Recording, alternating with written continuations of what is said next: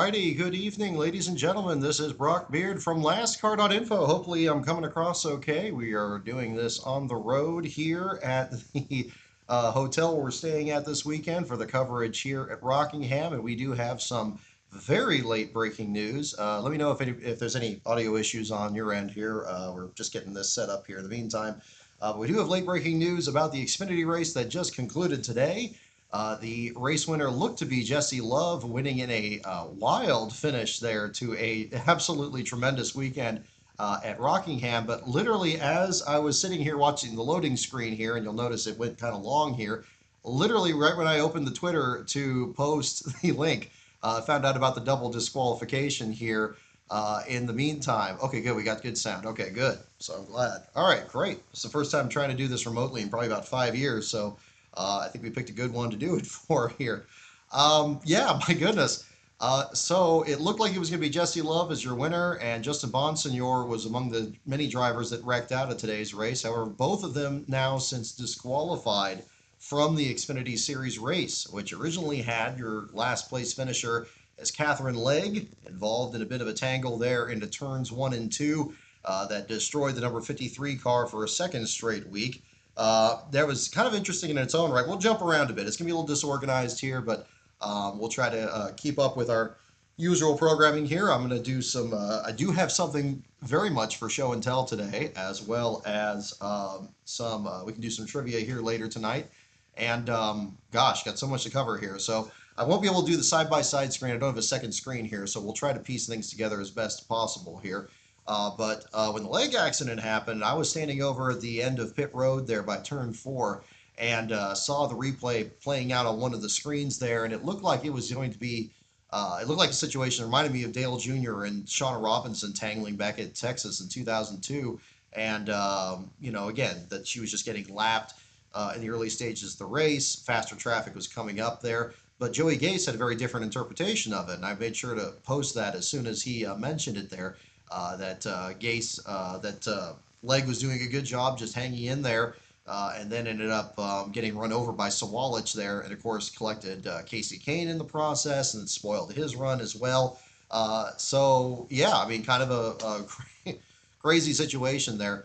But again, kind of looking back at it a little bit, watching the opening laps of the race, Legg actually she dropped back a bit at the start of the race. She was behind by a few car lengths there at the start, and came back around Greg Van Alst in the first bit. They were kind of running their own race between each other, but Legg had got around Van Alst, and Van Alst lost a lap. He wasn't the first one to get lapped. I mean, we had, we had the driver in the 45 here as well. Vicente there got lapped early after his incident on the first couple of laps there, and dropped him back in the order.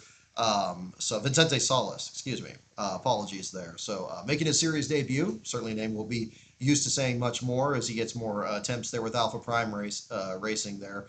Yeah, I mean, kind of a bit of an exchange for last place. As I mentioned before the start of the race there, we have almost all the Xfinity races that have ever been run at Rockingham at last place settled in the first 10 laps of the race. Now we have one that was settled well after the race was even concluded in this case. So that's going to definitely change that record immediately. However, yeah, I mean, kind of with the Catherine Legg incident there, one thing I will have to point out is that Legg was staying on the lead lap until right before she got in the wreck there, which was impressive. I mean, there were people that were getting lapped pretty quickly in the Truck Series race, and definitely, of course, the ARCA East race, where you have a greater disparity in speeds that was happening there at the same time. But she was staying on the lead lap, which was pretty impressive, and I think she was doing a fine job of actually kind of staying up there in the meantime. So yeah, I think that was a pretty good workout there for her. I think that's what Gase was referring to, and her doing a pretty good job staying up there as well. Again, doing better even than her teammate in Van Alst. And Greg Van Alst has struggled in so many races this year. I didn't get a chance to speak with him this weekend, but unfortunately this was kind of another chapter in that kind of difficult transition for him into the Xfinity series here as well. So we'll see if anything changes. And this is not to mention, of course, the other aspect of this, which is, of course, that Legg didn't qualify for the race for the Jordan Anderson team, and then jumped into the deal there with the Gase effort here, put her ELF sponsorship on board there, and again, was referring to it. That seemed pretty impressive in that same situation. I don't want to seem like I'm not I'm reluctant to be critical of her because yes, the first thought when I saw the accident is like, oh my God, this is Phoenix all over again. She had that terrible weekend there where she got so much criticism for that in driving the Live Fast Motorsports entry, but also again a circuit that in that case there has very limited practice. That's something that still needs to be revisited for all the series there, and a difficult track in the Phoenix track with the bizarre reconfiguration. So again, I still feel like kicking the ball down the road on this one. I was worried that it's like, oh my God, I mean, this so soon after Phoenix, it's a frustrating story. But yeah, I mean, I'm encouraged by Gase's response, and it's made me kind of recontextualize what was happening there. So I'll be kind of interested to see, and to kind of break this down in the article. But yeah, again, all this now kind of academic at this point, because again, just jumping into the stream here late this evening. Now we have Jesse Love, the race winner, and the Justin Bonsignor, who actually was eliminated in one of the wrecks on the back straightaway, I believe it was, and had finished, looking at the race results here, in the 36th spot, third from last. And I saw some questions already about who this would make last place. My understanding is that if there's multiple disqualifications, as we have here, very much like what we saw with Kyle Busch and Denny Hamlin being disqualified from Pocono, that the lowest qualified of the two drivers would be your last place finisher. So my understanding is it would be Justin Bonsignor who would be your last place finisher here. And actually, let me pull up my stats because I was copying this on my phone for the race weekend here as well.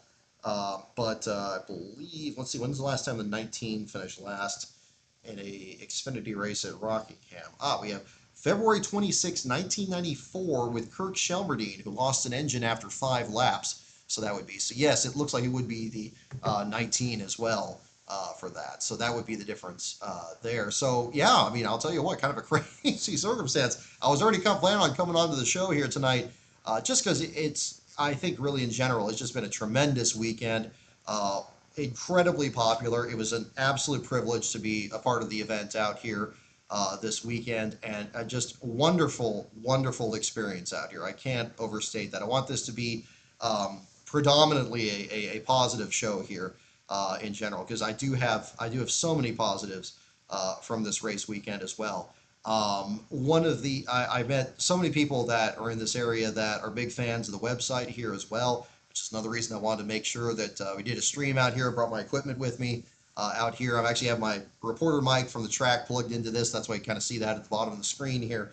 I kind of jury rigged it together off the TV counter here. I guess we can do a little bit of a tour here of the room in a little bit. Maybe we'll tie something in with that.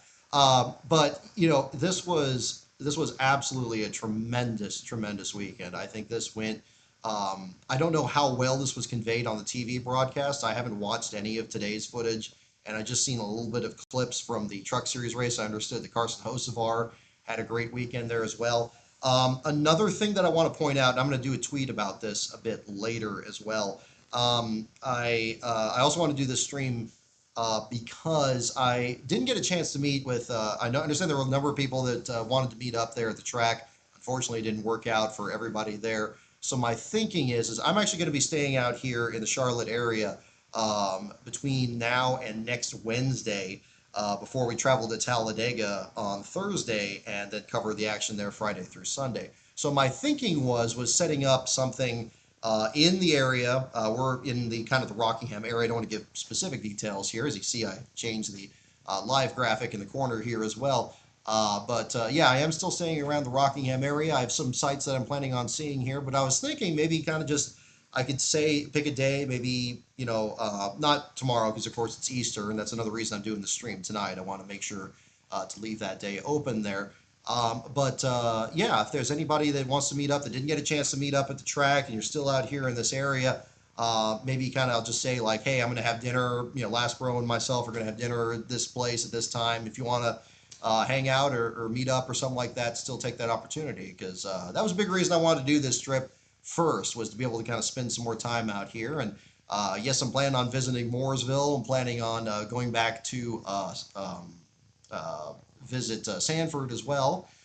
looking to do some more JD McDuffie related visits there. I haven't seen the mural up there, so kind of we have like little sightseeing things we're looking to do. But I'm kind of thinking of like, yeah, maybe kind of pick a day that we're gonna have dinner or something like that. Maybe someplace like a Buffalo Wild Wing or something like that, where you don't have to meet up or something like that. But if you want to just hang out or talk, and we didn't get a chance to meet at Rockingham, you still have that opportunity. So I had a couple of people reach out to me that we didn't meet up with, and if there's a consensus where people are kind of in a certain area, maybe we can work that out. Hopefully not too far from this area, because again, we're going to be kind of traveling around a little bit, but we can work the details on that too. So maybe something on that front. But I'll post a Twitter message about that either tomorrow or probably Monday, and it would probably be for something maybe Tuesday or Wednesday.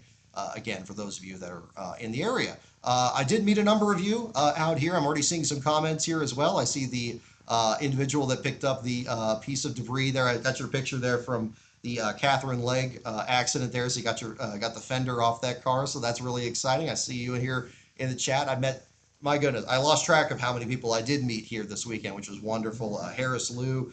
Met out here. Ryan Daly was here as well. A lot of different artists and fans there as well. I mean, my goodness. I mean, just so many people that were interested in the site, other team members as well. Big thanks to everybody that stopped by to say hi and everything. I always try to be conspicuous with my white hat and everything like that. I know that the style seems to be kind of going in vogue lately, and you see a lot of these drivers wearing them and stuff, but hopefully it's something else here at the same time. But but again, kind of going astray of the topic here with the race weekend.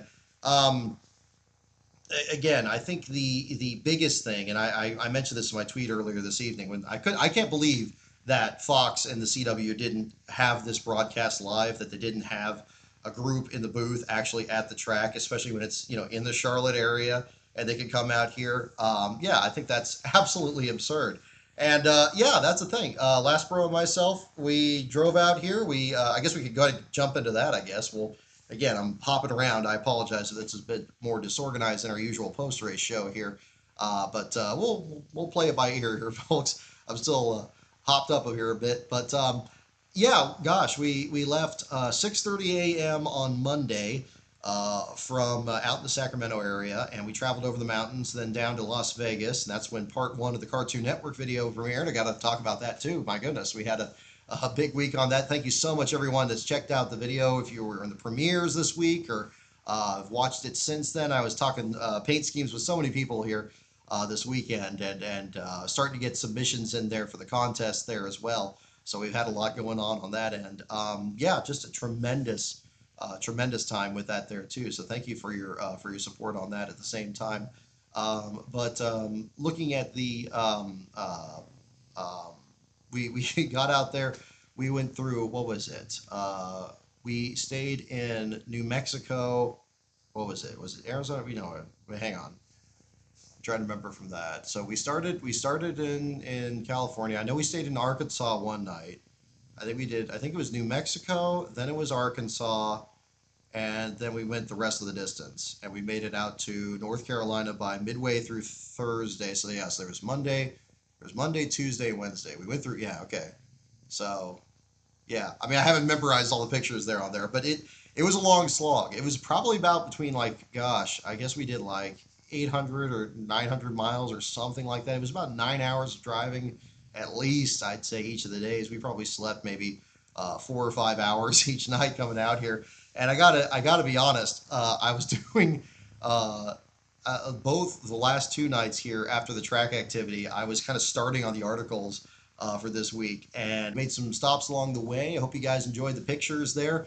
That magnet in the picture is one of 2 that we have produced for this. We have the first magnet for this at the same time. I'm trying to talk a little bit quieter because I'm sure it's a bit quieter here in the hotel here in the same time, just occurred to me. We got that set up there, and that'll be one of 2 that's going to be given away when we get back home at the end of the trip here too. So that's something very exciting for those of you in the Patreon. We had a couple new members join there at the same time, so we got their names written on there at the same time there too. So I mean, it was I was very surprised, pleasantly surprised that the trip went pretty smoothly. We didn't have too many issues with the car. We did a rental car and picked that up out again, kind of Sacramento area, and drove that out here. And that worked out well. And we did Thunderfest on Thursday. Big thanks to those of you who turned out for that as well. I really wanted to make sure to jump in on that. I wasn't even aware of that festival even taking place until really early this month, and I got a hold of Richmond County out there, and they were so nice. I have big thanks again to the staff at the government office down here, because I reached out to them. It was well past their deadline for submissions, but it was before their date that they were going to actually print out the list of who the attendees were going to be, and they squeezed me in there. We were the 39th entry there for that. So we got to jump in there, and I'm so glad I did, because we had so many people stop by that were talking about J.D. McDuffie and Derek Cope, of course, the subjects of the two books I've written. Other people that were interested in the website that we haven't talked about before, talked about our trip kind of coming over here, and just all the action from that, and of course covering the action this weekend.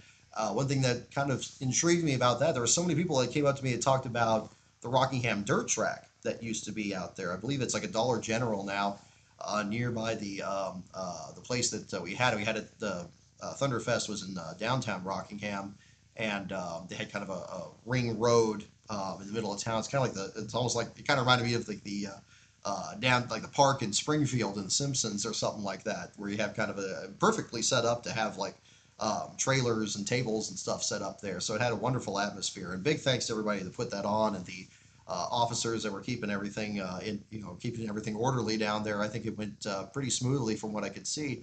But yeah, I brought some hats out. I even sold a couple of hats, which is pretty surprising. I decided to just bring whatever inventory of merch I kind of produced in the meantime, and I still have some on hand. I don't know, if we do a meetup or something like that this week, I'll have that with me if you guys are interested, but I won't make that contingent of a meetup. I think it's more just if people want to talk or anything like that, we'll kind of work that out. Eric, yeah, I see your comment here as well, looking to for details on the book. Yeah, they're both available on Amazon.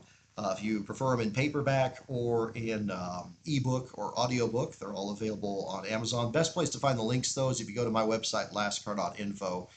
If you click the links on there, that's the best hub to find all the stuff I work on, including the books, so you can get those checked out. And if you would like your book signed, you can also send me a DM or an email, and I can give you more details on that at the same time. So yeah, I hope you enjoyed that at the same time. But yeah, the festival was wonderful. We Last Pro and myself were over there, and he was kind of my support on that. Make sure stay hydrated, and luckily the sun moved in such a way that we had pretty good shadow there, so I didn't get too sunburned. Although you can see I got some pretty good color from today, and that was definitely the case there too.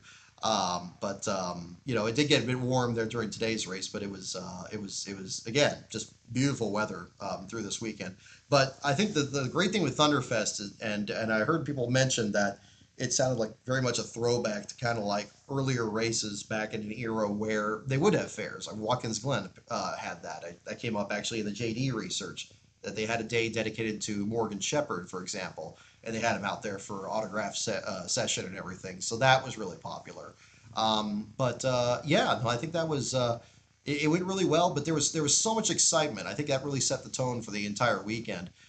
Everybody, I mean, it's so interesting to me. The one question I kept asking myself through all the action this weekend, and again, we'll get more into the actual nuts and bolts of the races here in a moment, doing things a little bit out of order again. But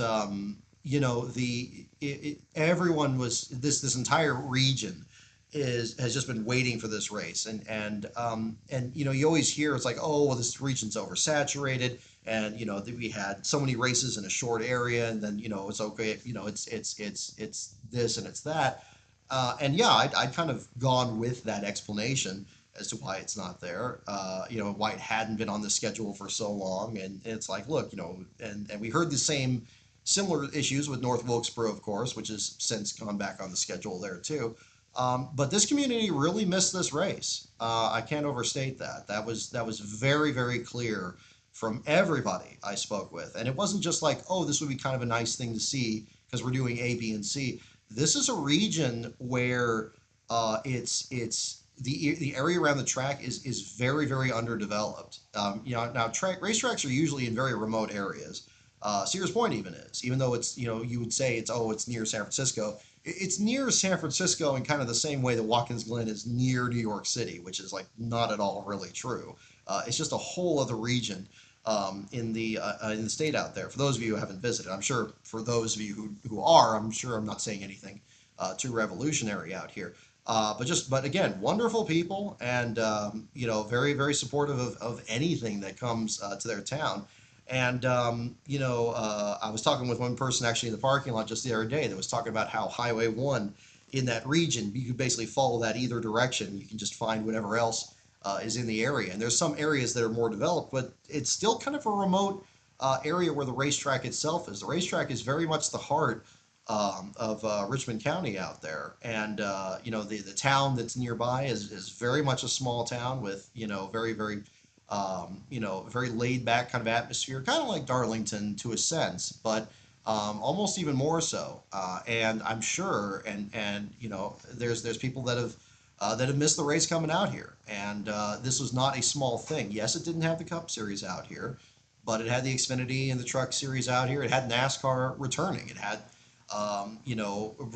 bringing this track back to life, much like we saw with North Wilkesboro recently. And that's why you saw such a big crowd out there. This crowd, I'm sure a portion of it, myself included, was a section where you have people from outside the area that were curious about this event and wanted to, be part of this track coming back. But I'd say a significant portion of it, probably, I would say easily a majority, at least as I sensed it, and Lasbro can attest to this as well, was locals, was people local to the area. They wanted this race back. And in fact, just before the show tonight, we went out to dinner and we were stopped by this older couple. They're kind of in their 60s, and they heard us talking about the race. And they only went to Rockingham once, but they went there in 2004, right before in that last weekend that they ran out here.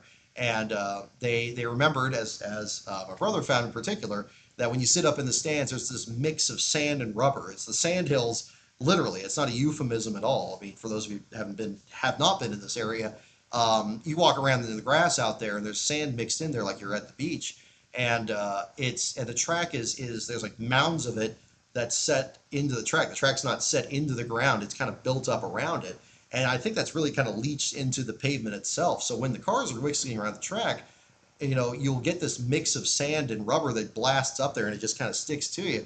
And and every track has its quirks in that way. I don't mean this to be in a negative sense, but when my brother was noticing it, this other group remembered the exact same thing. They knew exactly what we were talking about, is like this track and this event coming back, and it really has electrified this area. So I do hope that this was a successful weekend, that it is going to keep this track in the conversation, and hopefully keep its presence on the NASCAR schedule, whether it remains as an event that's just kind of a standalone, where it's Xfinity and trucks, or if it does expand, and the ARCA East series, don't want to overlook that either, or if it does expand and we get the Cup Series back here for the first time since 2004. It could be one way or the other. But my goodness, people were very friendly and very excited, and yeah, I mean, great. I mean, I've always had great experiences coming out here, even from California, with all the baggage that coming from California seems to always have these days. Yeah, I think it was really a cool experience there. And this kind of leads into the track itself. We watched the same race that actually the couple that we spoke with last saw this as well. We watched the 2004 Cup race at Rockingham, the last points-paying Cup race that's been held here. Of course, famous for the photo finish between Casey Kane, who we saw in the race today, and Matt Kenseth battling for the win. Lasbro and I even looked up our old picks that we had back in '04. He picked Dale Jarrett. I picked Sterling Marlin. Both of us were in the top 10. Jarrett blew an engine towards the end of the race there. And of course, he had the photo finish at the end. This all on top of the storylines with the field fillers there. Carl Long's flip, Andy Belmont's withdrawal after an accident, Morgan Shepherd not being in the race. And then it came down to Andy Hillenberg and Carl Long before Long's flip down the back straightaway. And not to mention Joe Ruttman parking his car there at the beginning. I got so many pictures I still need to post here. I'll see if I can get those posted tonight, if not certainly tomorrow. But yeah, I think that kind of set the tone there for kind of just understanding what kind of race the track has. And again, good broadcast from back then with the old Fox crew. They did a good job to kind of lead into this here. But coming to the track itself, when you're actually in the infield, again, I didn't really get in the stands here this weekend, but I was in the infield for most of it there, and it's just incredible. The banking is so much larger than it looks like on screen. It's like a bowl. And I know that it got remeasured, and so now that it's technically a short track because it's just a shade under a mile instead of the 1.017 that they've always said over the years. And there's different distinctions about that. But yeah, it's all that has been worked out there as well. But yeah, oh yeah, it's just I don't know. Again, I apologize. I'm a little scattered here still. But it's the combination that it struck me as to the other tracks at least that I've covered so far is it felt like a combination of Darlington and Kansas, which seems like it wouldn't really go together, but there's both the ability to kind of have it still looks treacherous and tense kind of going through the corners, especially corner exit where the wall comes up at you really quick when you're coming off the turn. But like the front straightaway is almost like ahead of its era, where it's closer to kind of the design of like a tri-oval kind of D-shaped track, kind of like Kansas. The way they kind of fanned out and spilled out there, almost like even Las Vegas, I guess, to an extent too, but more so Kansas. I remembered the way they came off the banking there last May during our coverage. It kind of reminded me of that, and a beautiful panorama, especially between whether you're in turn four in the garage area on that side, seeing them come off of turn three through turn four and onto the front stretch, or if you're at the other end of pit road and you're seeing them pass the start finish line through one and two. There's such an unobstructed view, even with all the pit boxes, even though the pit boxes these days are so much bigger than even in 2004. It looks like they're just running on a wall. And it does have kind of more a short track feel, at least to me. It had much more a short track feel than a super speedway or even like a common speedway feel to it. And when something happened, when somebody blew an engine or had fender damage, you could pick it out of the crowd because I mean it was almost, the cars would want to wash up the track a little bit there. You see people that kind of hug the bottom, especially in three and four, but then they'll migrate up and up. And even with all the concerns with this car, I don't know what the Cup Series would do here after all the frustrations we had with Bristol last week. But the Xfinity cars and the trucks, and even to an extent the ARCA cars with the performance disparity there, yeah, they would just fill the space up, and it was really interesting to see. And it's a very very racy track, at least this way it looked to me as a viewer. I'm sure a driver could comment much more on that. But I found it thoroughly engaging to watch. The garage battles were, I mean, a little open and shut here. We did have some issues. We'll talk about the Truck Series and the Xfinity Series here, and touch on a little bit of the ARCA East race, although I didn't cover that one as much this morning. Yeah, it was interesting to see how it worked out. But yeah, I thought it's a wonderful track to attend, and I think that and again everyone was so excited, and the Thunderfest was great, and and my God, I mean and the merch tents. Oh man, where do I even begin with that? I know I posted some of this last night. Um, this and it's just I mean I don't want to sound like I'm exaggerating everything, but I mean this I really can honestly say this because this is how I felt. This is the first time I've felt overwhelmed by merch tents. Like I always love when they have the ones that are across the racetrack, and I was talking with another person about this on Twitter the other day that yeah, I mean it used to be we even had this at Sears Point. We used to have kind of the gypsy tents, kind of thing, more unofficial, bringing out old merch. I remember in the late '90s we would have ones in the RV lot across from the racetrack, and we would have some in the S's that were kind of intermingled between the official ones. And this was an era back when you probably still have like 10 or 15 of those haulers because about half the field at least had their own dedicated merch hauler. Very rare that you had teams share them, or and then you had to have some that wouldn't have any, but you'd have most people would just have their own, and that just created just this huge amount. It kind of really peaked, especially by like 2007, I would say. But yeah, we used to have that out there. But this one here was just overwhelming. We got to the racetrack on Friday morning after Thunderfest, And we got there. We parked over on the turns one and two, no, turn three and four side through the B gate there, and we got that worked out. And we came over into the racetrack, kind of figure out where the tunnels were. So it's like okay. So I want to check out the fan zone first. Loved seeing the KOA brand activation out there for Connor Zilic. I thought that was really cool. They had the mobile home out there to promote that sponsor. That wasn't the sponsor, of course, he was running this week, but since we're staying at KOA for our coming Sears Point coverage in July, that definitely is something that I think is great. I'm glad they're still staying on board and doing some more exciting stuff with that too. But we went by there and we were going to go look at the rock itself. We ended up doing that today, actually. It's one of the pictures I need to share here in the meantime from today. But we went over there and then we saw two tents over there on the other side of the street where the other parking was. They had more free parking over there. They had paid parking and then free parking by the drag strip out there. And I was like, hey, why don't we hit these on the way into the racetrack? And I think they had like ARCA practice at the time or something, or they were just kind of doing that. So we got there, mid-morning thereabouts, and I was like, okay, well, let's just kind of knock these out. And we got over there, and we got over the first two, and then there was just a line of them. Like, I think I posted the picture the other day. There were like, I think there were 12, 15 different tents in there. I mean, the Mead Motorsports one was there, the one you see on Twitter all the time. That was great. We picked up a signed Jimmy Spencer Mongo diecast there that was really cool, so I'm happy to support them on that. And I just couldn't believe it. I mean, we had the first one, it had all like the shirt racks, and it's like three for $10 or something like that. Just tons and tons of it.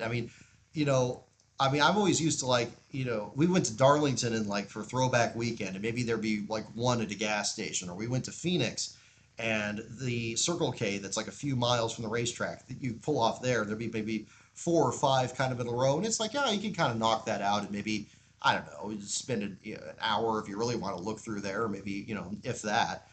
This was, we went just to one and the next and the next, and it just kept finding stuff. I mean, my God, I am a sucker for the old racing champion stuff.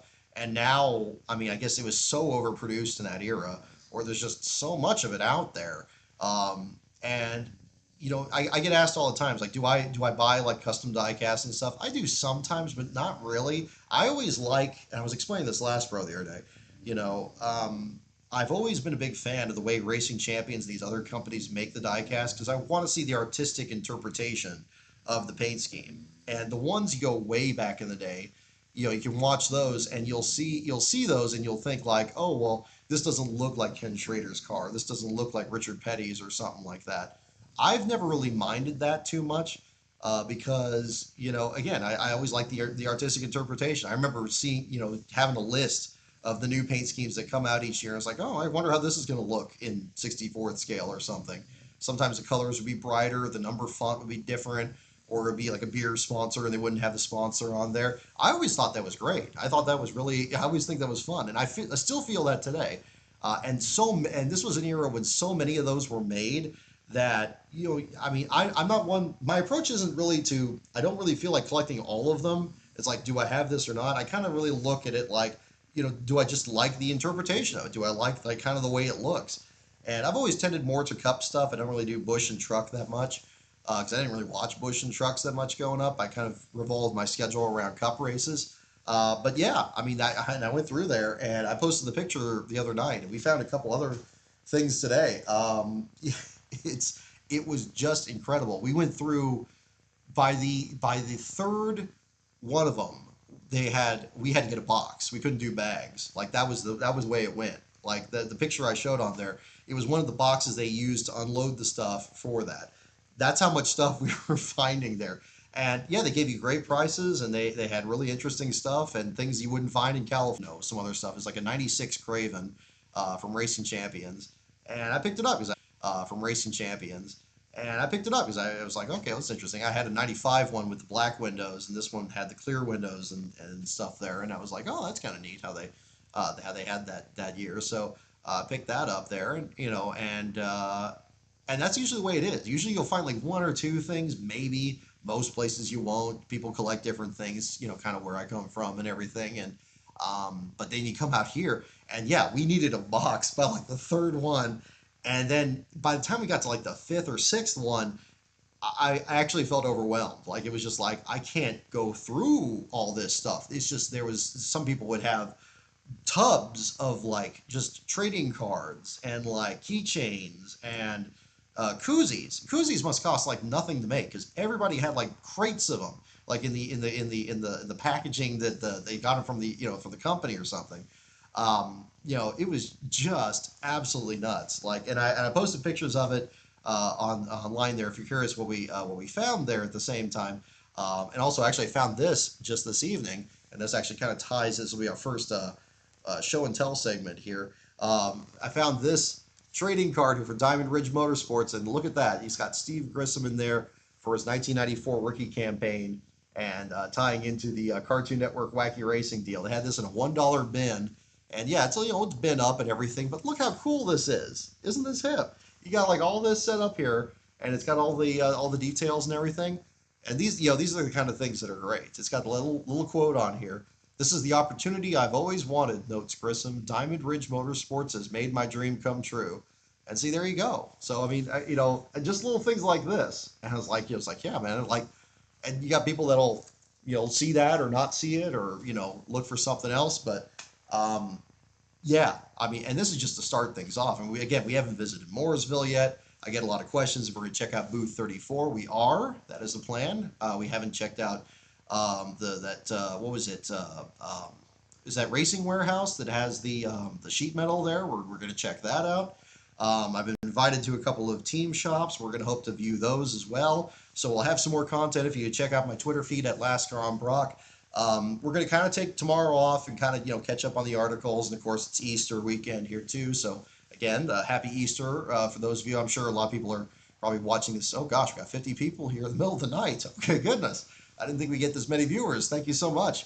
And thank you for the super chats as well. I need to catch up on those. And see Will, good to see you there as well. I didn't make the connection there between you and your username here on that as well. I appreciate being able to meet you at the racetrack there at the same time. But yeah, again, so many people just ran into this weekend, and it's been great.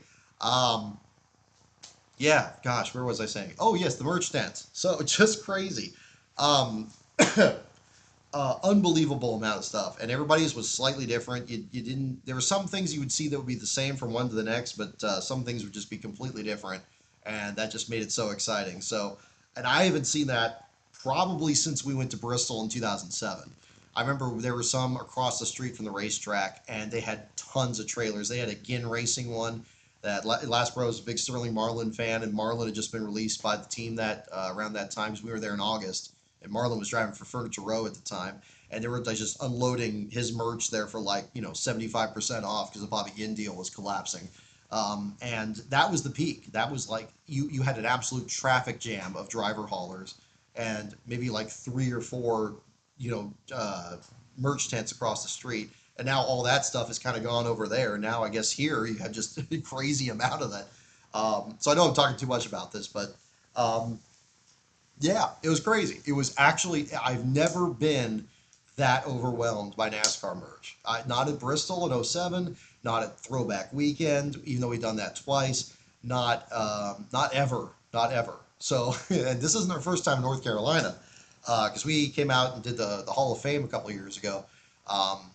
Just incredible, and I was happy to help out there too. I know there's a lot of them work with a tight profit margin and stuff, and are trying to do what they can and all that. So happy to support them as well on this. It's one reason we were saving up on this one for sure, and happy to do that at the same time. And also check out some cool stuff that maybe makes it either into the Patreon or makes it into future videos, or is just plain cool. I will freely admit that I'm very much a sucker for the classic stuff. You saw a good amount of that in the Cartoon Network video, in fact, that just got posted this past week here too. And I guess we can talk about that at the same time here too. I'm going to get a little sip here in just a moment.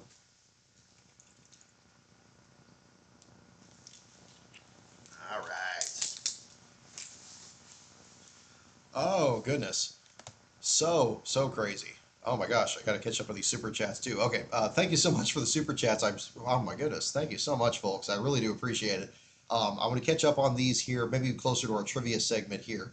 as well. We got so much to cover here, and I'll kind of front load it on this because I'm sure people will be more people will be watching this here after the fact here too. Yeah, eBay has great deals on 64 scale, but the great thing with these merch tents, you don't have to worry about shipping, which is wonderful. Shipping is where it'll get you. Word to the wise there on that, for sure. So, gosh, where even to go from here? We can talk about the Cartoon Network video. How about we do that? We'll get back into the racing deal. I don't mean to keep teasing that, but we'll do that for sure. Um, just because it kind of dovetails with it. So it's crazy week here. So I was the Cartoon Network thing. I'm so happy that it's out. I'm so happy people have enjoyed it. Big thanks everybody that has checked out those videos, whether you commented on it or sharing it with your friends or recommending it. I got so many wonderful comments on it on this weekend. I got people apologizing to me that they haven't watched it all. I'm like, dude, it's like what, 4 hours, 4.5 hours long. That's a massive time commitment, and I don't take that lightly. With people, I don't want to create, meaning I don't want to create something that's going to like waste your time on a video either. I try, if something is going to be 4 hours long, that's because there's like probably 6 hours worth of information, and it's got to be condensed down. I try to make it a bit shorter there. So yeah. So and again, I don't mean to make it sound like I take offense. That's not what I mean. What I mean is like, yeah, I don't want to make it so. Um, Look, you have to watch it all in one sitting. I got some people that they like to fall asleep listening to it. I get it totally. I've heard other channels have a similar thing, or you listen to it on the way to work or something like that. Again, when I grew up, I mean, one of the big reasons I was not really a big fan of like reading, for example, is I always didn't feel like, I was like, oh, I always feel like I'm getting tested on it. Like, what information am I gonna have to know if I get confronted to talk about it? It's like, look, with the stuff I do on this channel, it's meant to just be for fun. If you just watch, one part or something like that, and it takes you a while to go through them, that just means you get to enjoy it longer. I think that's the important part. So, yeah, and I know it's a big time investment for sure. But we had a great turnout for the premieres, all 3 episodes. I was going to release this. I wanted to release this the week before we went on this trip, and it was just taking longer to edit it. The rendering actually went pretty smoothly, but then my mom had a great idea about adding a new intro to kind of fix the pacing of the video there a bit. And big kudos to her. I know I mentioned this on the show here a couple weeks ago. But I think I'm really happy with the results. The Patreon liked it, and then I put it out there, and people seem to like that too. So that'll be a new fixture on produced videos going forward there. But this has been a project that I've almost been obsessing on, really since last winter. I my original thought with doing the Cartoon Network Wacky Racing video, I was going to originally do this and talk about. I wanted a continuation of the Country Time video because the Country Time video was a lot of fun to do. Yes, unfortunately, it does involve the tragedy of Neil Bonnet, which is completely inseparable from it because really that ultimately led to the sponsor leaving the sport. We haven't seen it return, even though the brand is still out there. Um, I was thinking there's kind of this storyline of the way sponsorship evolved in the sport, and I wasn't really thinking of making that a series so much, but it felt like that was something just kind of happened to come up in a lot of these projects I came up with, and that's why the first part kind of starts that way.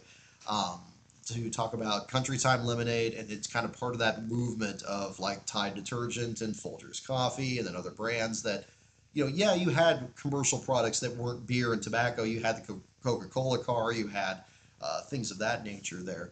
But it really made them much more common. Now there were actually grocery products that people were, that families would be involved in, and it's kind of this family focus to the sport. And how did that evolve? And then it came up again in After Allen with the Family Channel, and I wanted to kind of put a bow on that because I didn't really explain what the Family Channel was in the Alan Kowicki video. That felt like too much of a departure from the story. So I didn't go into that, and that's why I kind of tabled that in that video. And now in this case here, kind of bring up how Cartoon Network kind of took, I mean, literally, Brent Martin brought this up in his interview, that there was a fight over who was the family-friendly cable channel, that everybody was carving their own niche out in that era, and there was a battle, really, between this. And it seems quaint to think of it now. Of course, now you got YouTube channels that are getting in what I always like to call galleon battles with each other.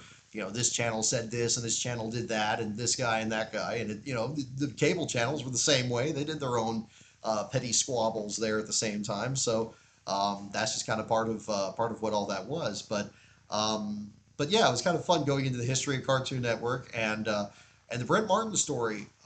Came across that quite by accident. I'd actually concluded, I was talking to Harris Liu about this today, that, I really thought that Sam Bass did these paint schemes because they were crazy, they were inventive, but that was not the case. And when I Googled it, I actually literally just did a Google search on Cartoon Network Wacky Racing. It was like a few pages back.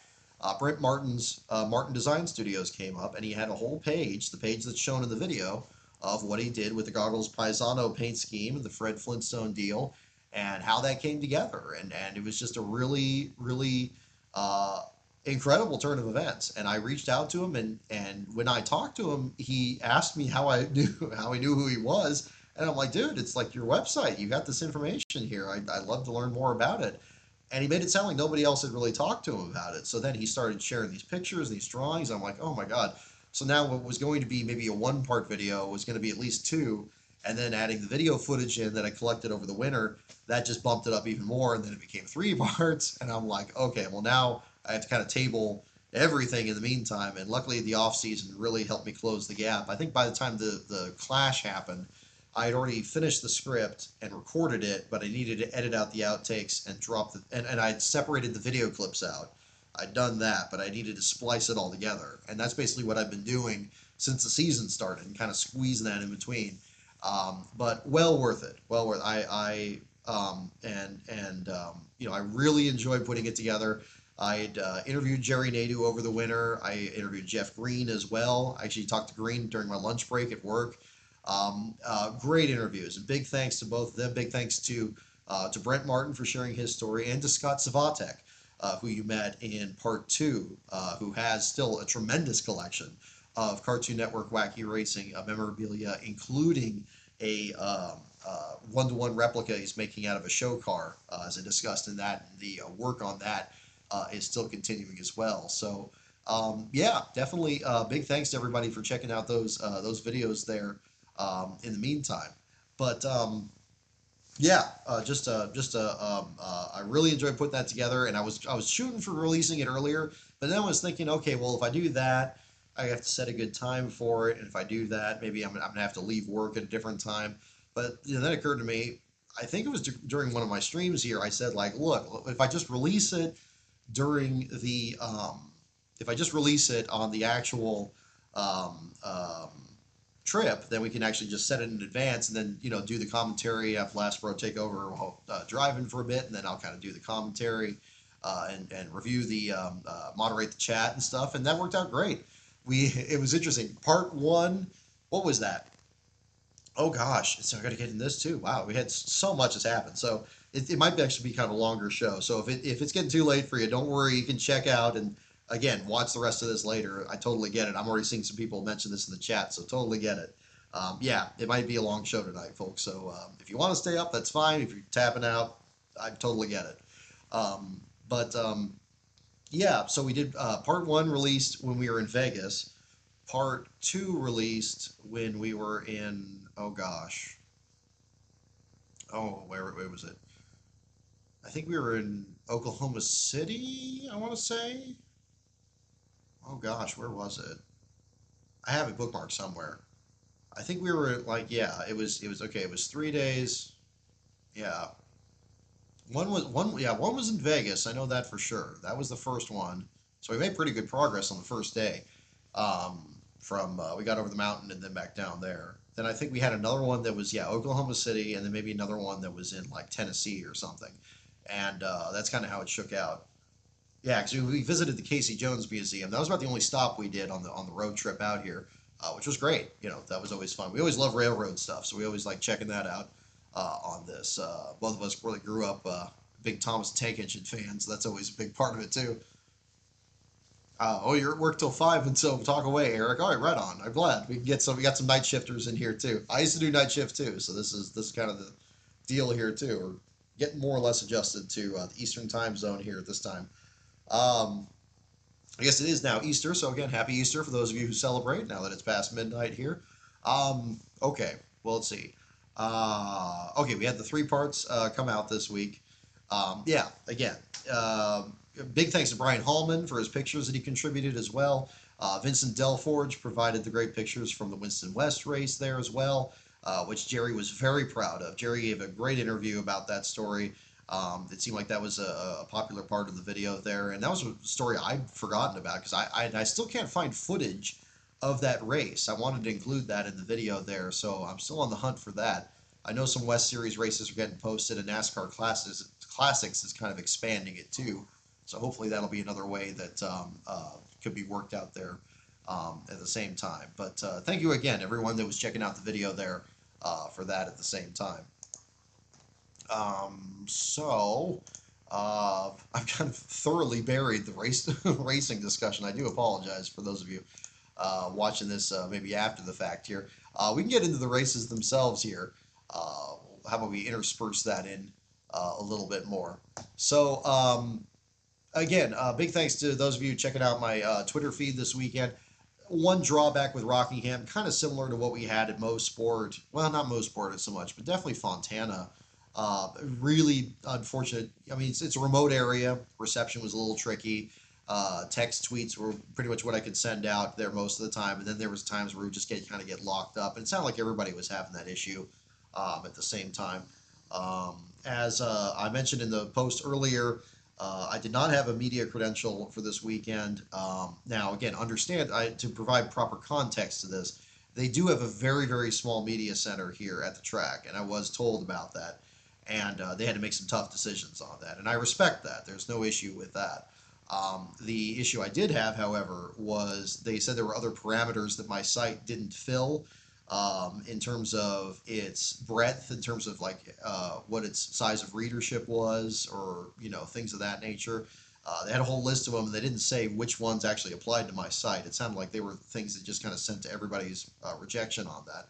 And there may have been an issue where maybe they just thought we weren't coming out, but we did. But big thanks. We had a team step up for us. That we got that worked out, and we were able to get into the racetrack. I mean, Lastbro bought a ticket. I mean, he always does the fan side of it, so that wasn't an issue. But we did get into the racetrack and did that. And so, yeah, I didn't know what the media Wi-Fi access was or anything, so I was just kind of working off the cell signal there. But I was able to kind of get that working there in the meantime. Now, we can go into, let's see, what we got to start first. We got to start with the truck race. Yeah, we'll go and do it chronologically. I know we just had the Xfinity race, but let me build that up in the context of everything else here. Truck Series race. Tyler Ankrum, my goodness, what a wonderful story this was, and I'm so glad I didn't have to hear Jamie Little butcher it. I heard from what when I was checking my feed on the way back. Apparently, Carson Hocevar utterly dominated that broadcast in the first couple of laps, and that must have been incredibly satisfying and also frustrating to see. As I was tweeting earlier, I really don't understand what possible excuse these networks could have to not send a play-by-play commentary group out to these racetracks and feel that they can just do it remotely. I don't know if they just paid too much for this fancy, remote studio thing that they're setting up, and there's nothing else they can, do with it. They gotta just, produce all these things remotely to pay it off. I don't know if that's a situation, because I honestly don't see a perfectly good explanation for it. And this is the problem. You'll get a big storyline like this in a race, and it needs to be captured. It needs to be handled really well. And being there, I think, is a big part of it. So you get as much of the story as possible. I mean, when they do it remotely, okay, yeah, maybe they'll have access to more camera footage or something. Maybe they get multiple angles, but or maybe they're just looking at just the same thing we all do. Just looking at one screen. And as we all know, with the production of these broadcasts, when you just see what the camera's pointing at, you don't get a full idea of what the actual context of the story is. You don't get the full story. And so that ends up being a problem there. And I think that's why it's one of the reasons, it's not the only reason, that these remote broadcasts are invariably not very good. And the disrespect to the Rockingham racetrack and the community there that was so excited about this event that they couldn't even be bothered to send the broadcasters to the racetrack. Yeah, they had their pit reporters, and that's fine, that's good, and they're doing the work. I have no issue with them. But whoever was drawing the decision to not send the booth there for all the work there, I mean, I can't fathom why that was a proper solution. I really can't. It's absolutely absurd. It's whatever the situation was. I can't think of that. It's just outrageous. Like I was pointing out on social media, we came out here from California. I don't know if anybody expected that we were going to. I had a lot of questionable looks when we were planning on doing this earlier, but we made it work, and that's just us. That's just it. So when you're a big name broadcast network, I think you could probably get some people on some flights and make sure that they show up on time. So, um, but regardless, it's also unfortunate because I think we had just some phenomenal racing this weekend. I mentioned at the top of the show, this is such a racy track. It has such beautiful sight lines and a committed fan base and wonderful history and new names getting carved into the rock there. And, yeah, now we have Tyler Ankrum breaking a losing streak that went back, what, 6 years? Back to that I mean, think of the storylines from this. And then somebody did this YouTube video on this just recently. I don't remember if it was Fish Studios or one of these other ones. But it did a great review of that bizarre run that Ankrum had in the championship that year when he was driving for the DGR Crossley team, when he lost his sponsor, when he had to start and park for Nemco Motorsports for a few races just to maintain his playoff status as a full-time driver. And I remember writing him I remember coming back from the hospital when I was working and working on those articles, and he was starting to park these trucks, and I'm like, why is he doing this? And then yeah, he lost this sponsorship and he couldn't drive for the Crossley team, um, and then things shake out, and then he wins at Kentucky. It gets into the playoffs, and he actually kind of has a somewhat decent run, although not a successful championship run. And then has all these years where he drove for GMS and he was struggling, and then making this transition to the McAnally team, and then still struggling, and just having a couple years where I think it would be forgivable for people to even think that maybe he wasn't even running anymore. Like he just wasn't up there. But the Leona sponsorship, he has a faithful sponsor that stayed with him through that period of his career. He showed a lot of promise the first part of this season, and potentially could break through and actually end that losing streak this year. And then he goes out there and he does it. And he does it on fuel mileage. He just stupefies Chandler Smith running out of fuel. I saw him weaving going into turn one there and dropping back. Um, you know, uh, Lane Riggs was very good in this race again. Just looking how strong. Front Row Motorsports deserves all the respect for how absolutely strong their Truck Series program is. They are so good out there. Um, Very, very fast team, and expanding to two trucks. They're really putting on a show out there. I know Chandler Smith is in the news for other things. I don't want to get into that. That's just a mess right now, and I'm not going to say more than that. But just on the performance on the track alone, uh, I know that yeah, it was a tremendous effort that was going on out there, and I think they put on a great show out there. So Jake Garcia, the pole sitter, finished in the second spot. Daniel Hemrick, Raja Caruth with a top five, and Grant Enfinger had a beautiful paint scheme. Love the silver number on the Grant Enfinger truck there. Getting in the top five, Caden Honeycutt, Jack Wood, Corey Heim, Connor Mosack, and Giovanni Ruggiero. Rounding out your top 10, Lane Riggs drops just outside the top 10 there after leading 24 laps, finishes in the 11th spot there. Chandler Smith has to settle for a 13th place finish after he ran out of fuel as well, leading 23 laps. So competitive field at the top. If you just look at the number of leaders actually in this race, and the other element that I don't know if it got mentioned in the broadcast or not. I retweeted this the other night.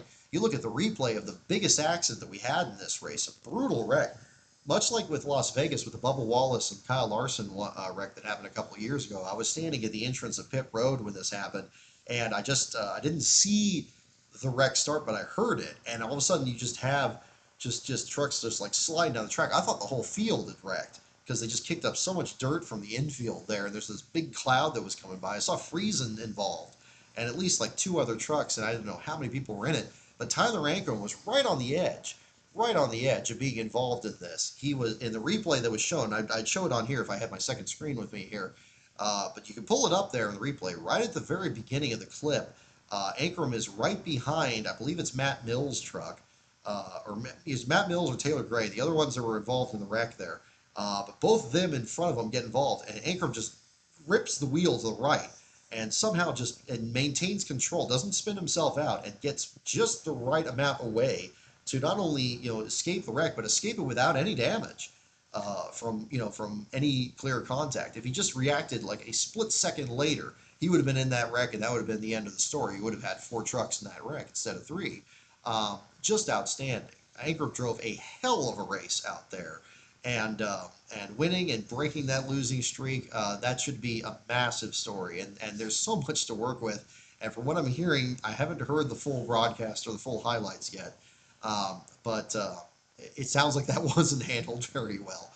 In spite of the fact that Hocevar was doing as much work and doing a great job under the circumstance. Even Mike Joy congratulated him for his efforts there. So kudos to him on that. This leads us to our last place battle here too, and this is a race where, once again, the battle at the last place there's a little bit more going on um, than it may first be apparent here. So Norm Benning is your last place finisher in this race.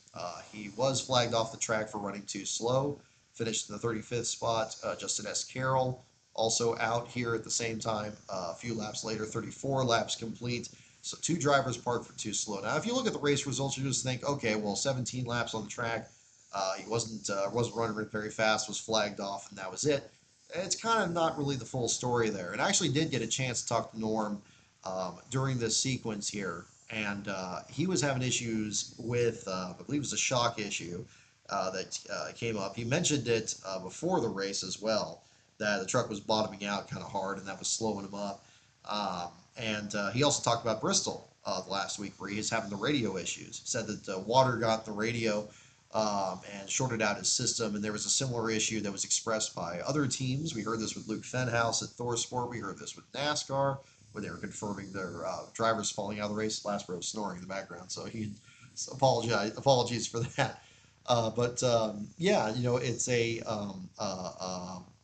was an unfortunate situation, but what happened, at least from Norm's perspective, and I have the full quotes here to kind of fill this in here with the article. The NASCAR told him that he needed to go to the garage area to fix it. He didn't know that going to the garage area basically parked him there, and that was the end. He wasn't able to come back out and actually get repairs to go back out. What's unusual with this is that Stephen Malazzi, for example, also went to the garage area earlier in the race, and the team did make repairs, and he went back out on the track. And actually, he seemed to make a couple trips to the garage area and get back out. So I don't know what was different in that case. I talked with Steven before the race. Great guy, by the way. He was, and actually, that's the other thing I didn't mention. We did the podcast this week with him and Josh Balicki and Mason Maggio this week as well. Maggio was on standby for the Gates team as well, which has definitely had more than their amount of work on their hands here in the meantime. But yeah, uh, it was a kind of a tricky circumstance there at the same time. But yeah, you had different teams that were able to make repairs and go out, and yet Benning wasn't allowed to. And the Justin S. Carroll came into the garage pretty soon after Benning, and also was flagged off the track. And it made it sound like, yeah, they couldn't go any faster, and they weren't able to make any repairs there either. They were just kind of parked at the same time. So I don't know if there was just an issue, if it was a rules issue, or if it was just a matter that they just couldn't actually get into the garage area. They couldn't. I don't know what the situation was. If NASCAR needs to be clear on their rule that they're sent to the garage area to make repairs, or if they're sent to the garage to get parked, they might just say he's to the garage mechanical. There's something needs to be cleared up, because it's one thing if one driver is saying it's an issue. When multiple drivers are kind of expressing a similar frustration at the beginning of the race, really all those trucks, not so much Carroll. I didn't notice Justin running off the pace as much, but Malazzi, Benning, and Dennison seemed like they were kind of trailing the field for a good portion of that earlier. All right.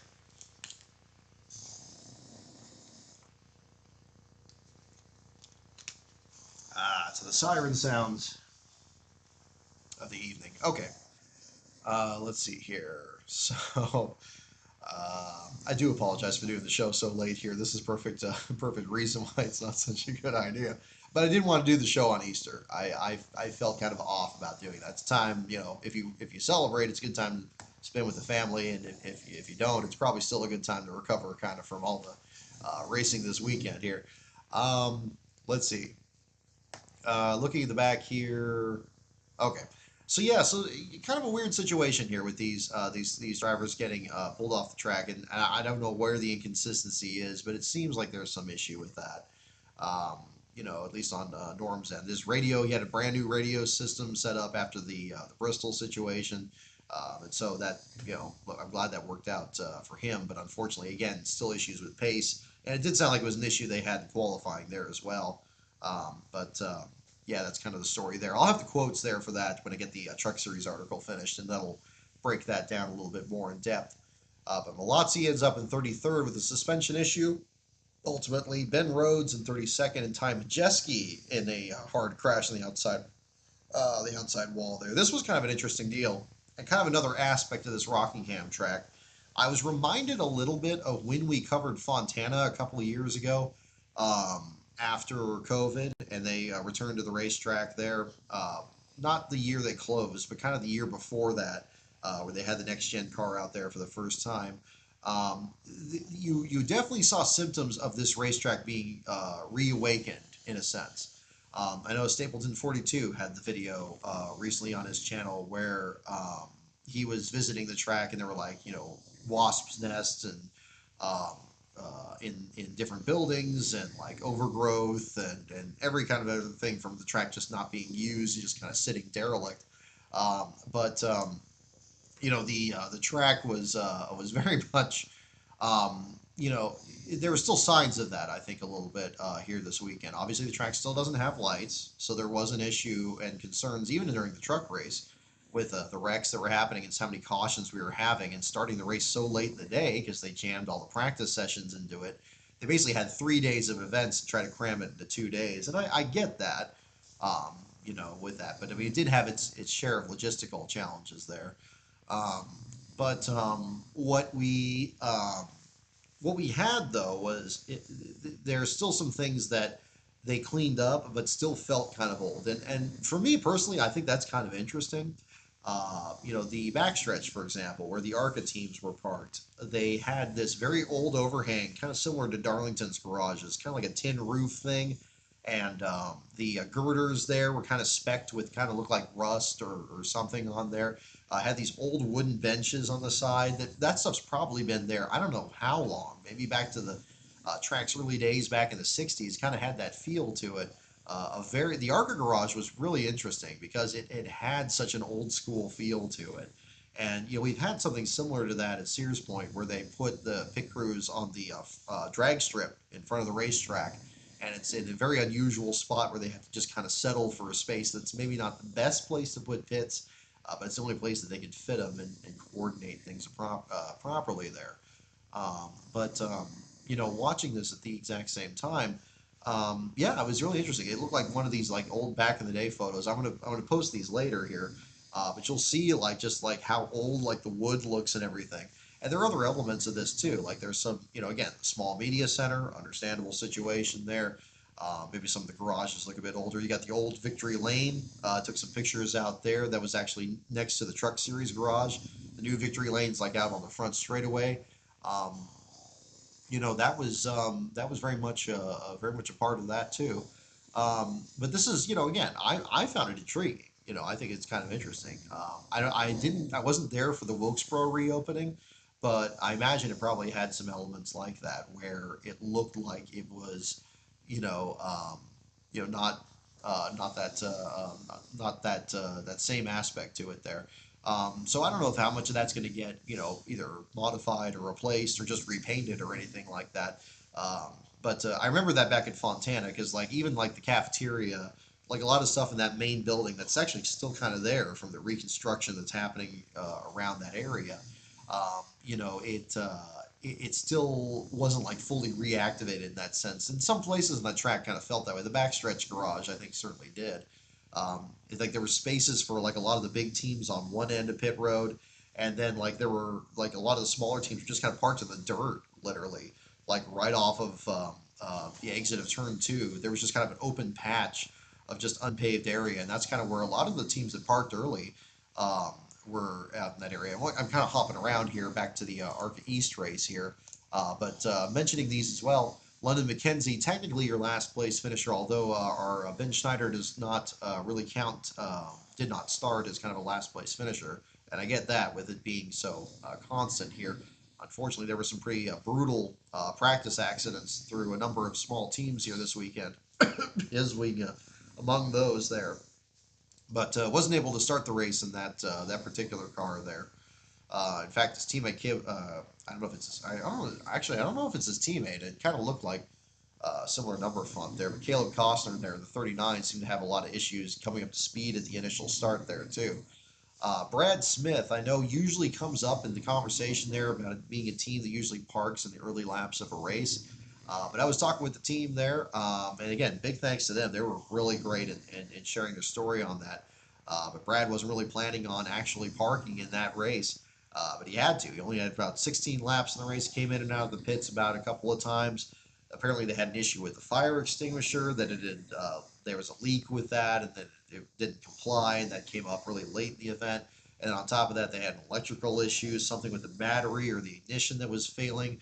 They had to get a push on the start race. I don't know if this showed up during the broadcast, but during the start, they had everybody roll off single file in the middle of the front straightaway, and Brad was like third from last, and the crews came out there to push his car to get it started, and then it stalled again. Then they got the tow truck to push him, and they basically had to push him out of the way because by then the leaders were coming back up on their first pace lap to complete it, and were coming back around there. I wish I was at the back stretch. I should have been at the back stretch for the start of the race. I kind of started for the front stretch just out of habit. But the cars that were parking at the beginning of the race were actually dropping off of turn two, similar to kind of the Xfinity garage at Darlington had a rear entrance, and then cars kind of parked back there. I should have anticipated that better, but I didn't. But I did get back there while some of that action was happening. Seeing Alex Club's team back there, they had AJ Moyer in the 86. There were a couple of other small teams out there as well. The Wayne Peterson team out there, there with Nate Moeller was out there. But then Jake Finch backing into the outside wall just after two laps was pretty surprising, destroying the rear clip on the Venturini car. Of course, the Venturini team subject of the other big rumor this weekend there with the Nick Tucker being involved in the effort there, the Nitro Motorsports effort.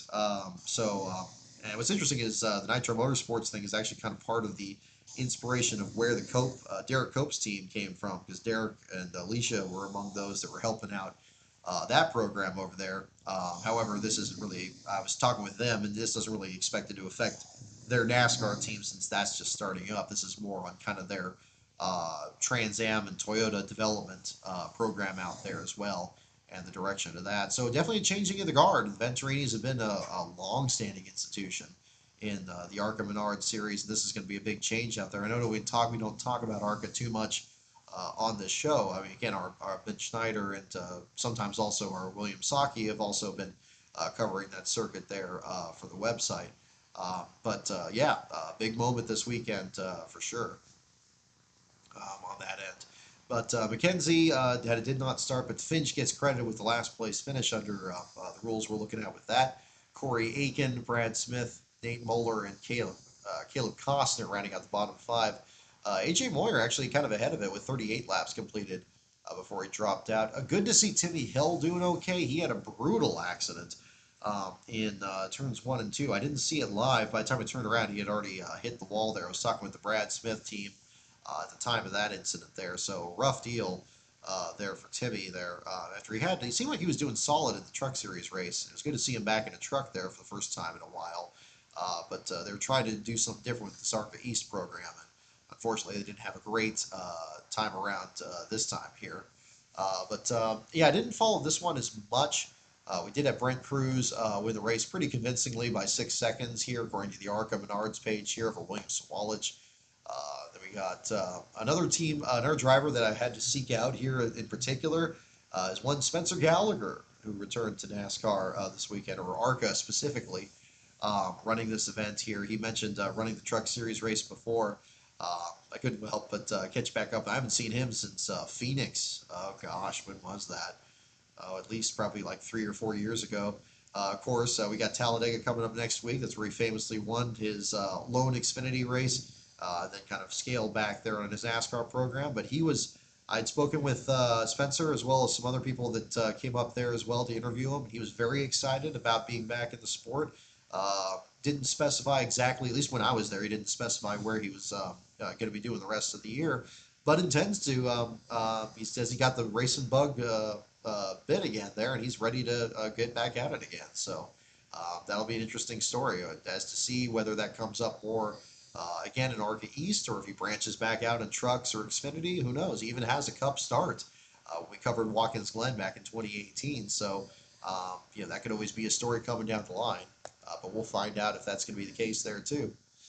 Congrats to Austin Green. Was running solidly, just 6 laps down there at the finish there, but just outside the top 10 in the 12th spot. Gallagher actually finished in the 10th spot despite some right side damage in one of those late race incidents there. I think, was that LeVar Scott? I believe it was the 9 car that, I think it was Blaine Donahue's car that got into him there, because Donahue had the nose ripped off his car. A lot of attrition there, as you would expect in the ARCA series in general. A lot of speed disparity between the top teams and the bottom. But again, great guys that work back there.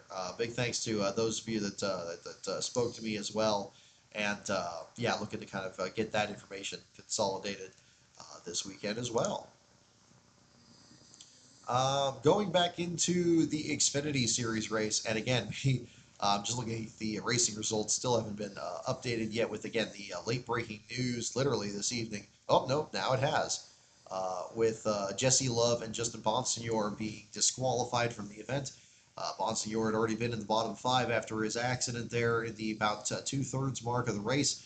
He ends up being your last place finisher. Jesse Love originally flagged the winner, which would have been his first win on a non-super speedway. He gets disqualified as well. Bonsignor, the lowest classified of the two, gets the last place finish. So that'll be the feature. We get that article up on the website here in the near future. So Catherine Legg, who had already been involved in that earlier incident there, ends up bumped up to the 36th spot. Sheldon Creed up to the 35th spot. He had significant damage. He was pitted right in front of Derek Cope's team with Thomas Annunziata there, and the 00 actually stopped at Annunziata's pit for a moment before he pulled forward into his. But regardless, he ended up dropped out of the race in the early laps. Greg Van Alst was out with brake issues. He ends up 34th now, bumped up to that position. Ryan Ellis and Blaine Perkins were bumped out of the bottom 5 as a result of the double disqualification here. So that will change things going forward. As to the bottom 10, I guess we can look ahead here to, where is it? 1, 2, 3, 4, 5. 1, 2, 3, 4, 5. Looks like Chris Wright and Matt DiBenedetto get spared bottom 10 finishes here as well. So a little bit of a shuffling of the order. A lot of attrition, though. A lot of cautions that we had, especially in the second half of the race there. But again, Xfinity cars put on a show. I thought they were, it doesn't have to have a whole lot of wrecks or anything like that, but just so happened that this turned out. Yeah, I mean, even at the very beginning, I mean, when you had what was it? Vicente Salas's first incident there, he'd actually was battling on the inside of like a 3-wide battle on the front straightaway, and I guess it just got away from him there on the stretch there and had some damage to the rear of the car. But recovered from it nicely, lost a couple laps in the process, but still managed to finish his Xfinity debut there in the 24th spot, so a solid run for him. We had a double top 10 for the, or I guess now double, I was about to say, is it a double top 5 now? Yeah, double top 5 for the Alpha Prime Racing team, with Parker Retzlaff now inheriting the 2nd spot, and Brennan Poole up to 4th. Harrison Burton coming from 29th on the grid to finish 3rd now in the results. Daniel Dye and Jeremy Clements up into the top 10 here now, where they've been bumped out of it before. So yeah, great efforts for a lot of drivers out there. It was so surreal at the end of this race. Things wrapped up so quickly. Once the checkered flag dropped and the cars stopped on pit road, everybody was scurried out of the track really quick. I went to the garage area to try to catch up with some of the other drivers. Then it was directed back over to turn 1. They said, no, you got to exit the track. This is all closed, even though it was still open at the time. And I'm like, all right, yeah, I don't want to get in an argument with anybody, so I kind of went back the other way, um, and worked my way back out. But by the time I turned around, it's like it was like a ghost town. Like it just cleared out that quick. Um, but I still think that the fans that left looked like they just had a tremendous time. I think they were just having security with the lack of lights and so forth, just making sure everybody got out while it was still pretty light out. Sun hadn't fully gone down at that time. I think by the time we got to the car, we were parked across the street there. It got pretty dark at that point, but worked out pretty well. Um, but oh my gosh, I think the big thing that we have to talk about here from this Xfinity race, I mean the ongoing saga here. We had Sheldon Creed with bad luck here, getting into that earlier accidents, dropping him into the bottom five in this race. And then what on earth does Ryan Sieg need to do to win a race? I mean, so many other times he's been so close.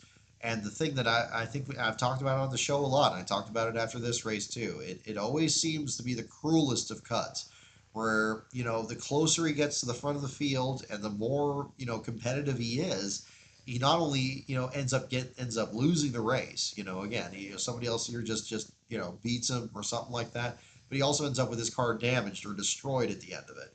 So many times we've seen this in Atlanta and Talladega and Michigan, and you could even argue at Texas where they're grinding, himself and Sam Mayer into the outside wall. And he's had so many great cars, and he's been so close so many times. And In fact, I was talking with Ryan Daly about the design paint scheme that they've done on the 39, and they haven't really hardly changed it the last few years. They're really happy with it, so I'm glad to see. And then it's definitely turned in some good runs for him.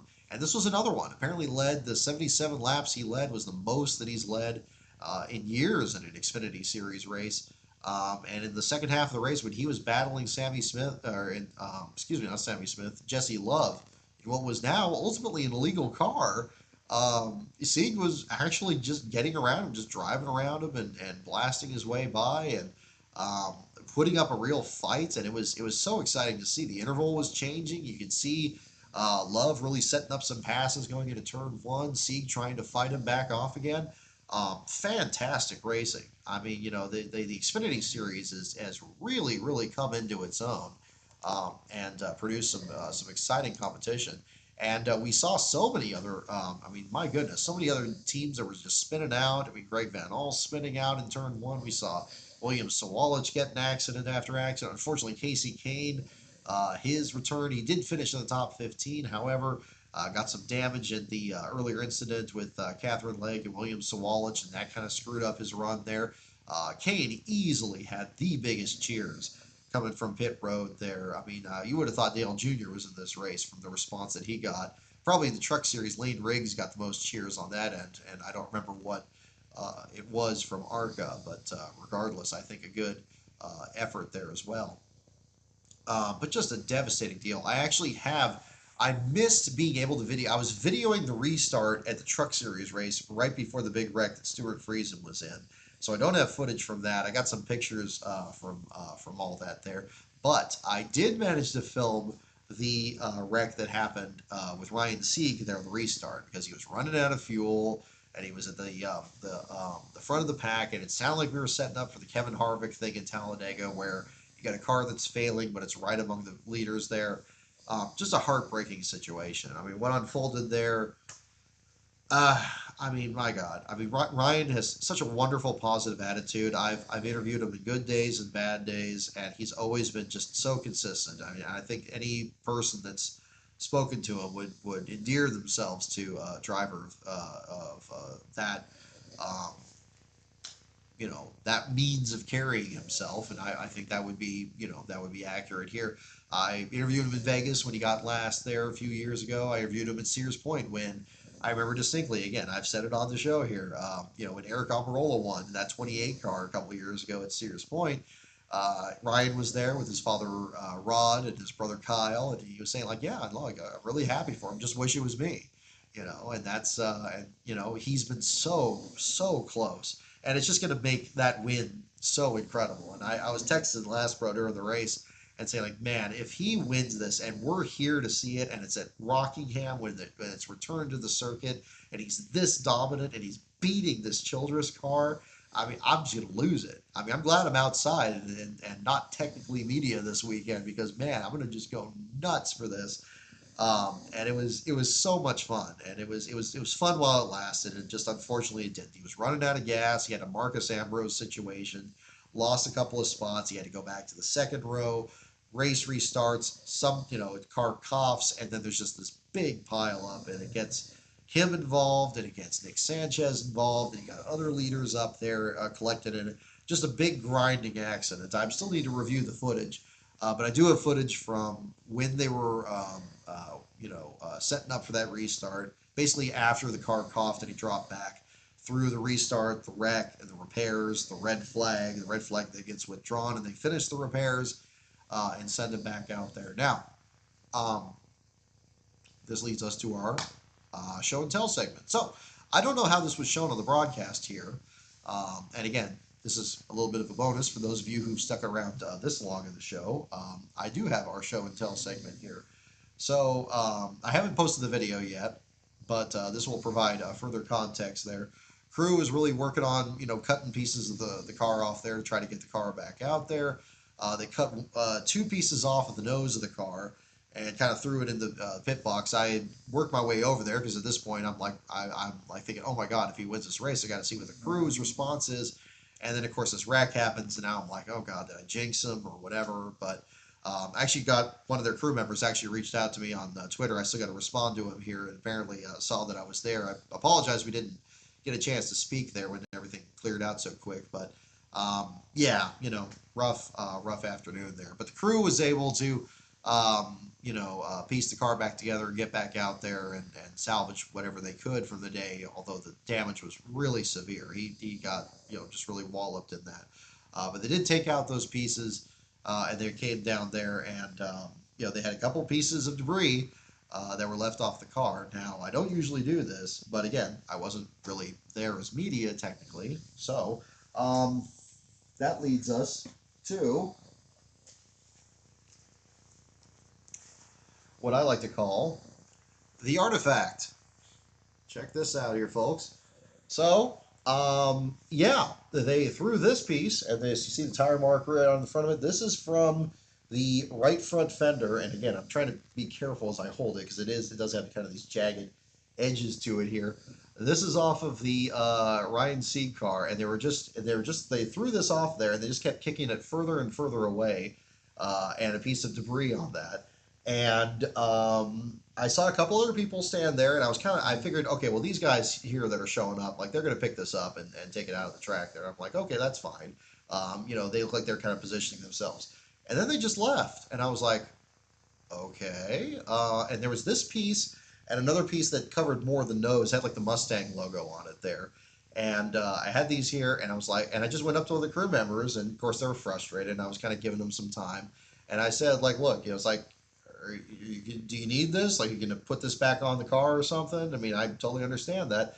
And he's like, nah, it's fine. Just don't take the seat that's next to it. And I was like, there was like a seat or something that was next to it. I'm like, oh yeah, I'm not interested in that. So I picked these up. So I had these two, I had this piece and another piece with me. I just have this one here because I was right there with Ryan Daly and their family, and his mother was there with a Ricky Rudd shirt that was really awesome. And we had a great conversation before then. And they were collecting lug nuts also from the pit stall there because, of course, the 39 scheme is one of the schemes that Daly put together there on that. So I had a couple pieces there. So what I did was I held on to this one. I gave the other piece there to the Dalys there, and they were really overjoyed, and they gave me some of the lug nuts there. So I appreciate that. I completely forgot. When I had this, I was just like, man, I got to get this to the car like immediately. Like, it's crazy. I've called it the artifact ever since we've had this here. But yeah, look, it's got like part of the 3 on it. It's got these screws in the top of it here. It's just like, it's crazy. And this is easily the biggest piece of like body work I have in my collection. I have a small piece off the number 10 car from Jeff Green's car that when you start and park for TriStar Motorsports. I found that on eBay. And I have like some crush panels and stuff that you can't really identify from one team or another, but I've picked those up there. And yeah, so there's this. So now what's fun with this is Last Bro and myself, we've always pulled for Sieg on the broadcast there. We always have like a Sieg chant there. We're just like Sieg, Sieg, Sieg, like coming by. And, so this is something that we're going to have to put at LASCAR headquarters now. He was not the last place finisher, and he wasn't disqualified, which is good. As we saw in today's race, even drivers that fell out of the race were ultimately disqualified. But yeah, I could not resist. I saw this there. I'm like, I'm going to try very, very hard to see if there's any way that I can get this back to California. And sure enough, it worked out. It could have easily not. If somebody else, if some fan was jumping in there and going for it, I was going to let them just go for it. When nobody did, I was just like, hey, this is Rockingham. This is a big race. This has got a story behind it. And that's what I really look for with something like that. And I don't usually collect this stuff, but my goodness, look at that. Look at that. It's got like part of the splitter on the front of it there. It's got the Sunoco logo right in the middle. And I love that it's immediately recognizable which car it came off of there, too. And yeah, so that's where, so something a little bit different there for our show and tell segment here this evening. I'll show you I guess I can show you the other side of it here, too. Let's see, again, trying to be careful holding it here. But yeah, so there we go. We got the scuff marks on that, pinned up pretty good there at the same time. But yeah, so a pretty neat deal on that. So we'll have that there at the same time. So yeah, so stay tuned, folks. We got still figuring out what we're gonna do with this. So we're gonna figure something out. One of these days we'll figure something out on that. But we're gonna hang on to it in the meantime. I think is the plan here in the meantime for sure. But I'm glad I could share that with Ryan there at the same time. He was with Ryan there at the same time because again he does great artwork. I really appreciated his work on the cover of the Derek Cope book there, and I hate that one of his paint schemes got tore up there in the late stages of this race. But at least we could put a little bit of a smiley face on the end of that there at the same time. So yeah. So big thanks to him there on that. But yeah, goodness, I mean, I think that's kind of about the long and short of it there at the same time there too. So we'll see how things work out there in the meantime. So I know it's getting real late on this end. It's about 12:45 on the East Coast here, early on Easter morning here. So I'm not going to go too much longer here, but I do want to get into super chats. If you guys have any other questions, we can go ahead and jump into that. I'll do some trivia questions in between to kind of space things out. And then we'll wrap up for this evening. So, oh wow, we're actually pretty much a full-length show here, an hour and 40. So I appreciate those of you tuning in. I know it's very, very late on the East Coast here, not so much on the West Coast if we have any left coast viewers out there.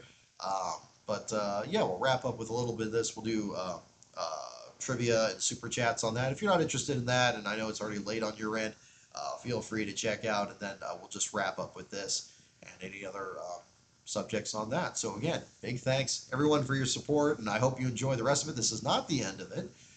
We're going to cover Talladega next weekend.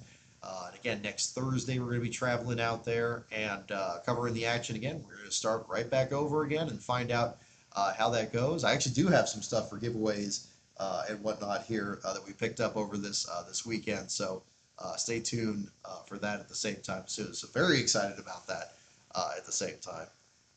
Let's see. So where are we? Oh, you're in the St. Louis area, so Central Time. Right on. Okay. Cool. So I'll tell you what, yeah, we'll do some trivia questions here. Let me know which category you'd like. I do still have, I brought it with me. There it is, right here. Surprising, I don't see these at the Gypsy tents. You think, I always wanted, you talk about giveaways. If there was a way, if I found like a box of these, I'll look at Talladega too. If they have like a box of these things, I would love to give these away as giveaways because I think every other fan should have one of these. Like, look how much leverage, or not leverage, look how much enjoyment we've got out of this just on the show here. I mean, how many years have we done these? I mean, we've done like the race car ones. We've done the Richard Petty trivia too. It's just so fun. So on that, but I will gladly accept that as something intentional.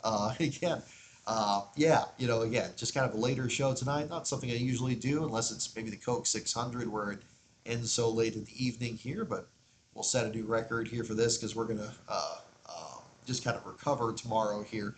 In the meantime, and I'm sure there's going to be other fans from this weekend that'll be doing the same there. But yeah, I'm glad it worked out your schedule there, Michael. But thank you for tuning in here as well if you're still watching. So thank you very much.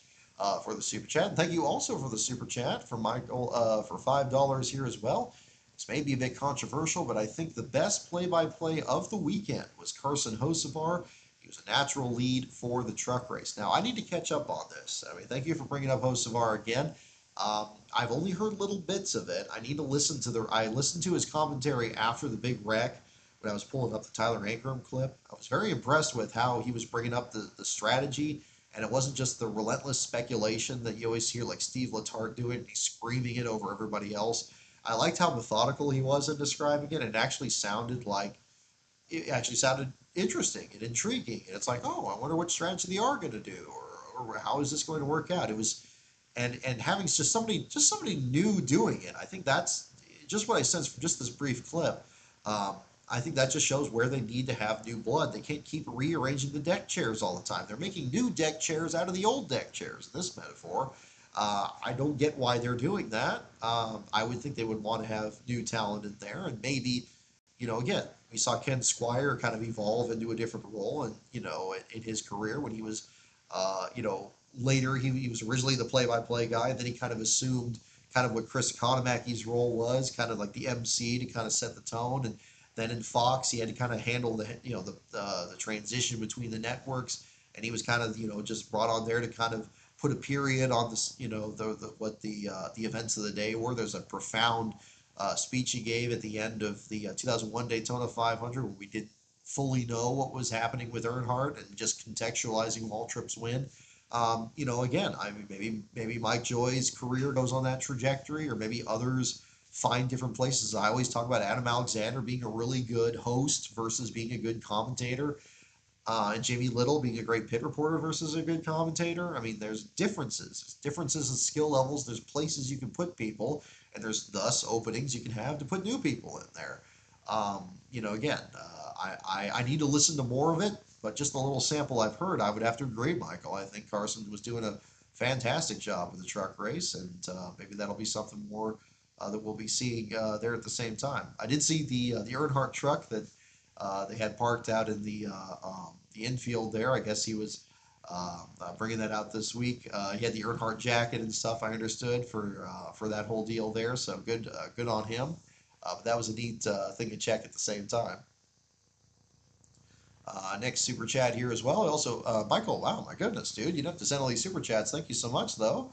Again, for $5. I also found it very nostalgic that Rockingham got two slow DNFs for the truck race. That happened a lot back in the 80s and 90s. Very good point. And in fact, in a lot of those older races, you'll see that they often wouldn't say too slow. They would say flagged. I believe 93, 94, for some reason, that stopped being the listed reason, and they would just say too slow. Maybe just cleared it up. It's like, I guess you could say flagged. It could be like, okay, was it for this or for that? Was it speed or was it something else? There was some runs that James Hilton kind of encountered that had a similar situation there too. But yeah, very unusual, to kind of see that. But we did have that, and there was a time, yeah, Norm Benning is kind of climbing out of his truck, and Justin S. Carrolls is pulled in there, and he's kind of parked over there. Pretty much all the trucks at the kind of the far end of the garage area struggled there. Steve Malazzi's was kind of on another section there. But then you had repairs that were going on for Malazzi's when they were working on it. But then Parker Kligerman dropped out. I mean, the Garage of the Truck Series race got very full very quick. Very different from what we saw in the Xfinity race here, where it's kind of few and far between. And even drivers like Greg Van Alst actually returning to the race. Again, I don't remember how much I mentioned that earlier in our Xfinity race discussion there, but yeah, the garage on all ends got pretty busy this weekend. So this was a fun last car one to do. I definitely have to say. But again, Michael, thank you so much for the super chats there for sure. Let's see here. Looking further back, let's see. Okay, see Will again. Thank you again for your super chat for $2. Great to finally meet you this weekend. Again, thank you for stopping me out there, man. I mean, it was great. Again, I try to be as approachable as I can out there. I try to go to the fan zones a lot to make sure I don't cloister myself in the media center or the infield there. Yeah, you see me, stop me, man. Don't worry. I get tunnel vision sometimes. I'm just kind of focused on where I'm going or whatever, or I'm listening to the radio or something. But all you got to do is just, well, talk about flagged. Yeah, you just flag me down. That's fine there. And we can have a chat there too. Again, I am serious about having something set up there. I'm going to put a message out on Twitter again, either tomorrow or Monday, and see if anybody's interested in doing like a little meetup. Nothing big, just like, just you want to hang out. Just we'll say, hey, we're gonna have dinner here like this time. You want to come down and hang out? We'll set something up. I don't want to do. I'm not gonna. I'll tell you, I'm not gonna do it on Easter because again, I want people to. I don't want to intrude on that, especially in this area here. There's so many beautiful churches out here, and I know that they're gonna be very busy tomorrow here. So, but yeah, maybe something during the week there. Certainly before Thursday. So it's gonna be either Monday. We're kind of figuring things out. Our tentative plans is we're looking at Sanford on Monday, and then visiting Mooresville on Tuesday. We want to squeeze the Richard Petty Museum in there as well somewhere, either late Monday or first part of Tuesday. And then Wednesday we have that kind of open at the moment. I kind of wanted to leave that there in case we stumbled across something else, either maybe like a railroad museum or something like that. I just kind of fill the time. That's kind of it. But tomorrow we're going to kind of take it easy out here this direction. So as I'm sure others are going to be in this area too. But yes, again, thank you so much for stopping me as well, and I appreciate the conversation there at the same time. Looking at this one too, the afterlife of what was it? Afterlife of Ernie. What's the full name? Do I have the full name here? Let's see here. The afterlife of Ernie, I see. Oh, Ernie ST. I'm sorry, I don't have your full username here, but I'll read your super chat. Thank you again, super chat for 9.99. Thank you so much. I've been following your channel since 2009, but never really commented. But missed your starting grids and your Doc 3 before February. Was the best ever? Sincerely, a diehard Earnhardt fan, now a Suarez fan. Okay, well, fantastic. Well, thank you first and foremost. Thank you so much for your support over the years. I know the starting grids go way back in the history of this channel, and I was going to do a starting grid for this weekend, but unfortunately, the logistics of, and especially once the credentials fell through for the media center, it just was not possible. I actually thought about writing part of one of my articles when I was sitting with the Copes team on pit road there. Actually, I'll let that slip, but I mean that's you can probably surmise that that was the team that helped me out there. Big thanks to Cope Family Racing. I do want to mention that on here.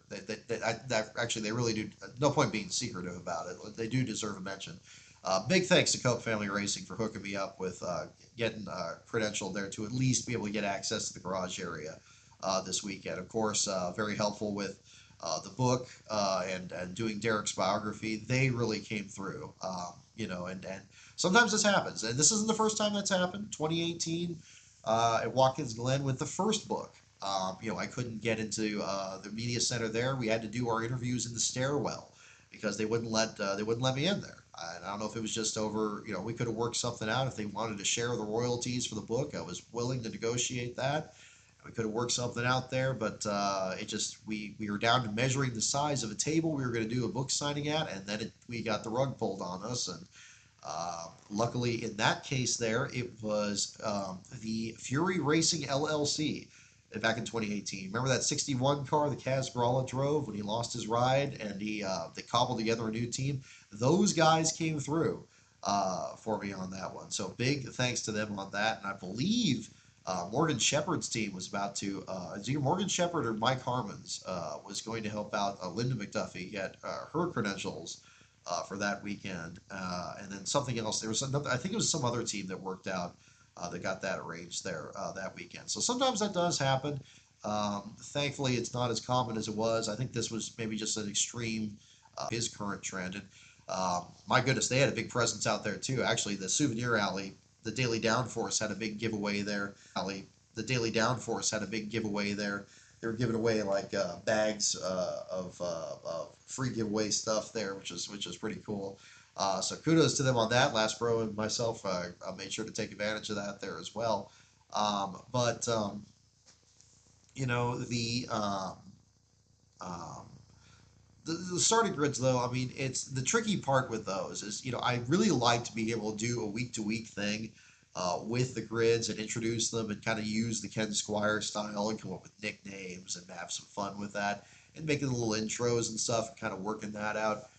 Yeah, that was fun. That was a fun idea and everything, and it was cool. But they just didn't get the hits, and it took a ton of work under really, really tight time constraints. And the really big problem now, what's really screwed it up at this time, is now the qualifying format is overly complicated. Oftentimes, qualifying is too close to when the start of the race is, so you don't have time to really kind of digest the stories and make a good script and post the video soon enough that people can even enjoy it before the race. Um, and I always worked towards the last couple of years I did the grids. I feel like 2010 was probably the best year that I did those, even though 2011 had that dramatic championship battle. I'm very proud of the 2010 season in particular because I think those had better rewatch value. There's much more of them that have like little sketches and stuff at the beginning, and that was the thing. I didn't want them to be disposable, where nobody's going to watch them after the race is over because who cares what the starting lineup was? Now we know who won the race. But I did work on making some sketches and kind of things like that, kind of taking what some other YouTube channels have done to kind of try to spice up their content to varying degrees of success. I'm no actor or producer or anything, but I work with what I can, and I think that's probably helped with some of the other videos that I produced since then.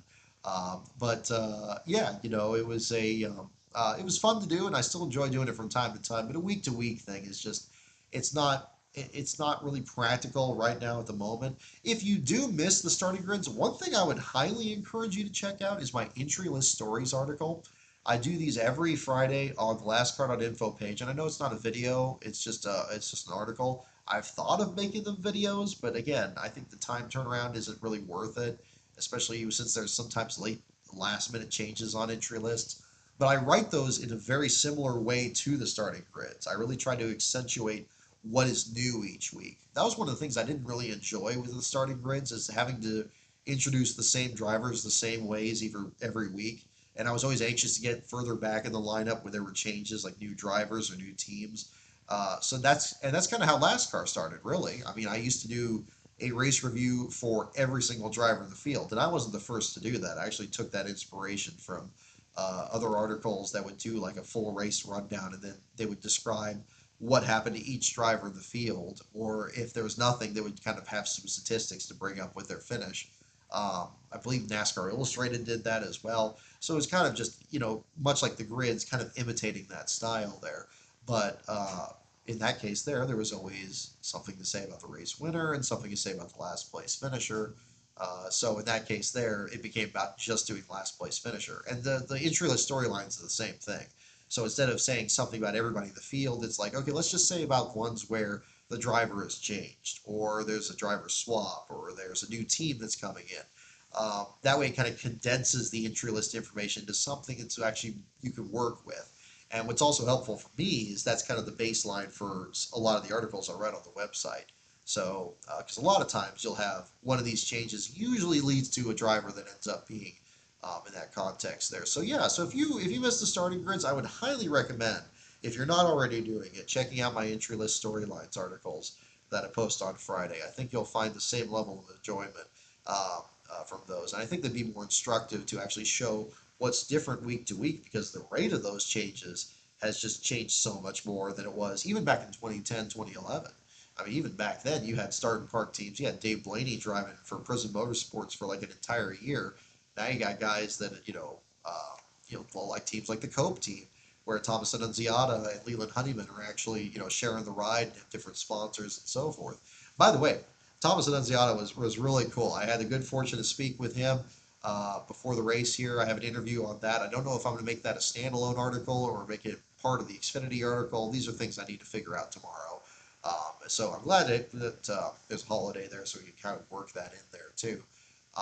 But Thomas was really cool. I had copies of my book with me left over from Thunderfest, and made sure he scored a copy of that. I also brought a copy for my own use, and I had Derek and Alicia sign it because I did that back with the JD book as well, and made sure Linda McDuffie and Charlie Birch and Rob Taylor, who was hosting us that weekend, signed that copy of it there. So these are things I really want to make sure that I keep on hand. So big thanks to them as well on that. And for you, again, the afterlife of Ernie, going back to your comment here, I'm glad you enjoyed 3 before February. Again, I know as an Earnhardt fan, I'm sure a difficult watch there at the same time with the context of what happened with those other 3 drivers leading up to it. But I think that's the same reason that that year is so important. Rick Houston, again, did a wonderful job on his Firestorm podcast that I think provides context more from the media standpoint. In mine, while it's mostly like reports from J-Ski and other newspapers and stuff from the time, I did that really to try to emphasize, yeah, what it was like, at the time for somebody like me who was just a fan of the sport. I was, in high school at the time. I was about 16, 17 years old when it happened, and it was just such an alarming year. And it was, we were talking about the New Hampshire track. Lastbro actually was out there with my father covering the race there, or not just watching the race.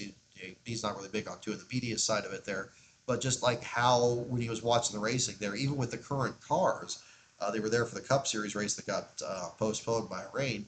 They would come down those straightaways and then they would check up almost like there was an accident in the corner every single lap, and they would just stack into each other into the corner, and then they would expand and they go really really fast, and then they would just almost like run over each other again. And it's not the only track you see that. You see that at like Martinsville and so forth. But it's just the speeds were so high and the aggression of the braking was so high that it just you could see where if you had anything go wrong in that equation, and the corners were so wide, you could see where a serious accident like what happened with Adam Petty or Kenny Irwin could potentially be the situation. And then, of course, that highlighted other storylines along the way there too. So again, I'm glad you're interested in the video, and I'm glad you're still following the sport there and found a new driver in Suarez. Again, I always view Suarez as this era's Ricky Craven, as a driver that really I don't think anybody has a problem with. And whenever he wins, it's really popular.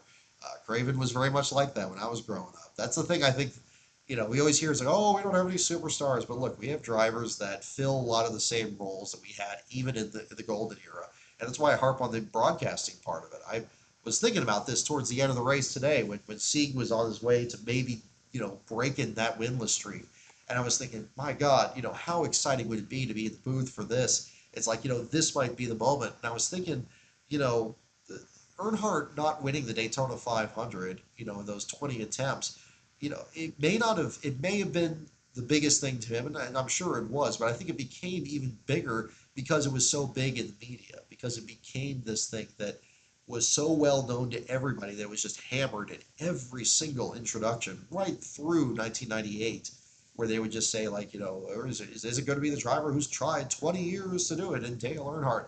Like, it just became this huge thing, especially once Darrell Waltrip won his, and then finally the spotlight was off him. And then really that era, starting in 1990, and that flat tire and Derek Cope winning the race, it just attained this mythic status. The media, that doesn't just happen on its own. The media needs to make that happen. And, that's where, again, this weekend had two great stories that easily could do that. Between Tyler Ankrum, who ultimately did prevail and win that race and had that long losing streak, versus Ryan Sieg this weekend, who led more laps in a race than he ever has, and then ultimately fell short and just disastrous circumstances there. But again, two equally compelling stories that should be really, hyped up. Let's stop trying to make story. I mean, that's the issue. Stop trying to make stories happen and just describe what's happening. I view it the same way as I do food. I think it's just like, look, you don't have to impress me by working outside the box. Just do the basics really, really well. That's what I think is important. I'm very meat and potatoes with a lot of things, and broadcasting I feel is part of it. I get criticism sometimes saying, oh, I'm being hypercritical of it. I really don't think so. I think it's common sense, but we've kind of diverted from that a little bit, which is unfortunate. But again, thank you, The Afterlife of Ernie, and I appreciate the 70 and the icon there. Looks like more like a football font there, but so maybe you have different context from it, but it definitely gives me JD vibes for sure. But thank you again for your super chat. If you're still awake here, I do appreciate it. Big thanks, Bad Opticon, for your super chat as well. The $1.99 here. Thank you very much, and thank you for the fantastic Wacky Racing series. So again, I appreciate it. Thank you so much for checking out the videos here this week, and yeah, I had a blast putting them together. I could not wait to share them, and I was trying not to let on too much information. I wanted to make sure the trailer was out and try to build it up. And I loved being able to follow the chat along here on the trip. And again, Last Bro, I know I've mentioned Last Bro a lot on the show here today, but he deserves a lot of the credit here for getting us out here this weekend and being able to partake in the events this weekend. So I'm glad that worked out. and we did this as well. So we'll find out if that's going to be the case going forward. I think we should be good. We'll find out the next phase of our travels. We'll see what happens, but definitely stay tuned to the Twitter feed for all that. Let's see here. Yeah, Jesse is not the winner. Did I say earlier that he was not the winner? Okay. Um, Hope I'm still covering this. So it's Sammy Smith with the win, and I know that's not as popular right now, but I get it. I get it. I've heard other things with Sammy. I won't go into that. I think that's a little telling tales out of school, but um, yeah, I get it. Anyway, Floyd Fan Tennessee, thank you for $5 there on the super chat there as well. I appreciate it. Keep up the good work, Brock. Love the Cartoon Network video. Well, thank you very much as well.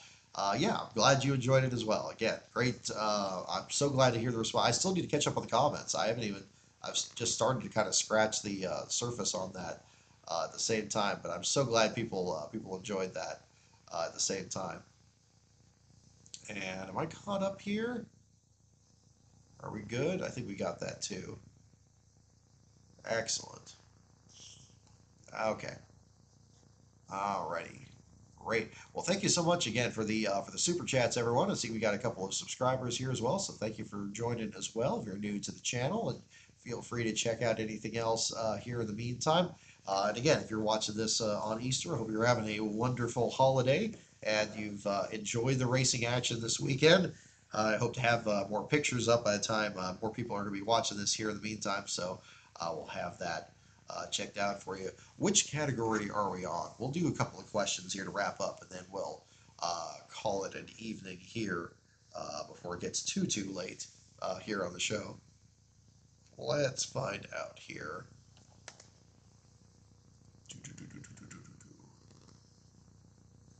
Let's see.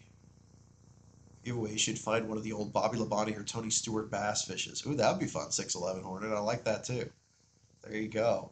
Yeah, I'll tell you what, yeah. I mean, again, I found some crazy stuff here. Not all of it is gonna be stuff I'm gonna be hanging on to, and that's kind of what I'm looking to do some things. But I'm afraid I'm thinking we're gonna be hanging on to the piece here for a bit because the Ryan Sieg battle here is definitely gonna be something that um, yeah, is still part of our weekly watch party things for sure. Now maybe things will correct themselves. Maybe Sieg pulls off the win next week in Talladega. Wouldn't that be crazy? So we'll find out if that's going to be the case here in short order. But yeah, my goodness, I'm starting to feel tired now. I'm going to take a shower after the show here and call it a night. But my goodness, I hope it's coming across. I know I'm hammering it a lot here on the show, but this was so much fun. I missed out on the North Wilkesboro reopening for the All Star race. I know that was wildly popular. The truck race, I think, was easily the best part of that weekend. They put on a magnificent show, even though it had Cup guys in the field that didn't need to be there. But um, I think that was very much a net positive there too. And I'm just waiting for them to get a 400 lap race there, a points paying race, and I would be happy to cover that as well. And yeah, figure that out at the same time. But yeah, I really enjoyed this Rockingham weekend. I tried to cover as much of the track as possible and the action there. Again, I got pictures I got to share from today. I don't think I've posted any pictures yet today, but I try to keep up with at least text posts here with the racing action there at the back of the field in the garage area. And yeah, we'll get something worked out there in the meantime. Ernie Stautner, yes, thank you. The Afterlife of Ernie Stautner for your super chat. So the full deal there. Make sure again, because again, I appreciate your support there. Again, yes, the audio is going to feel different here, Death Killer for sure. I don't usually use my.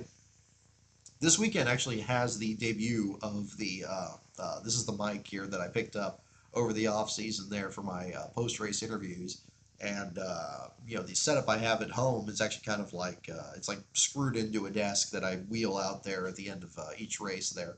It's kind of like constructing victory lane at the post race there. So a bit of kind of a weird deal there. But yeah, this one here, I'll show you. Actually, I said I was going to do something with the camera here too. Let me do that before we do trivia here. We can kind of show you this section. So yeah, we got the camera here. So yeah, we got the mic set up there. We got the other part of the room, and then we had to get the mixing board on the floor there. Cables set up. So kind of, whoop, there goes the mouse. There we go. But yeah, kind of getting everything set up here. But kind of the home away from home here for at least into the middle of next week. But that's kind of a brief tour from that here at the same time. Yeah, if we get a cup race that's 393 laps, that would be pretty intense too. Alrighty. Let's see here. What do we go on here? Jude Fernandez. Last car starting grids better than the modern Fox grids. Oh, I appreciate it. I do like doing the grids. I mean, they are fun, especially the Daytona 500. I think is a special event. That's why I don't have that be part of the Patreon. I just say, look, I'm just planning on just doing those. But if you'd like me to do additional grids, every $100 a month that we reach, like at our benchmark, you don't have to. I'm not expecting people to donate 100, of course, but whenever the net threshold reaches another $100 mark, which we've reached, this one before this race here, I put out a poll for people in the Patreon to vote on which race I'll do another one for, and we're starting to get submissions for our latest threshold, and yeah, we'll have that here probably coming up in a bit. I think it's looking at the summer right now. I usually have it for the rest of the year, but that'll be a different one too. Okay. Which category? Okay, where were we? I know I did the show and tell. Was that before we did the category? Thanks again for the pin. Oh yeah, Death Killer. Yeah, no, you had a good comment there on the video. I like that. I like the field filler thing. You nailed that there, so I appreciate that too. Let's see. Yeah, Sammy Smith winning the race. That's going to be an adjustment too. That's crazy. We were going to stay around. I mean, they really cleared us out of there really, really quick. I was amazed. It was about as quick as Fontana was when they were shutting the track down there. It was crazy. But I think part of that was, yeah, just the lack of lights there or something. Okay. Let's see. Yeah, Alan Bestwick and Bob Jenkins calling races. Yeah, that was always fun too. Definitely agree. Let's see. Oh yeah, Death Killer. Yeah, I teased this earlier about the podcast. Yeah, I didn't go into this in full depth. RJ Star, is it Starcevic there on social media? I retweeted the post here from earlier this week. But yeah, when we were in, I think this was the one in Oklahoma City because this is the same time that one of the parts of the video premiered. And I was invited on a podcast by Steve Malazzi, who was the last place finisher at Bristol there. And the stars aligned on this one. And big thanks to RJ for orchestrating this here. They got all three last place finishers from Bristol on the stream. They already had Steve Malazzi there that had been on the show before. They had Mason Maggio from the Xfinity race. And then Josh Balicki was the special guest alongside myself on there. So I got to speak to all three of the last place finishers at Bristol, which is a wonderful warm up for the coverage this weekend here in Rockingham. Yeah, and all three of them were great. So if you want even more of the story there, I definitely recommend checking that out. So it was an enjoyable show. We did that for on the road again. Big thanks to Last Bro for making it happen because he was driving at the time. So yeah, he was driving at the time there, and I was able to do the commentary on the show. They actually got it worked out where I had the video. What I should have done, it didn't occur to me till afterwards. I should have shown where we were running because I could have turned the camera around and just show like where we were out there. Because I think we were like in downtown Oklahoma City, just on the freeway there at the time. We took like the 40 and just blitzed our way across the country there as best we could. But yeah, no, that was pretty fun. So yeah, definitely check out the stream if you haven't on there. I think that was pretty good. Oh, Bad Opticon, I appreciate it. Thank you for your support. Yeah, thank you for thanking Last Bro as well. Yeah, this was definitely a team effort here, for sure. I didn't see any. Did anybody pick any categories uh, for the trivia, or did I just miss it? I don't see.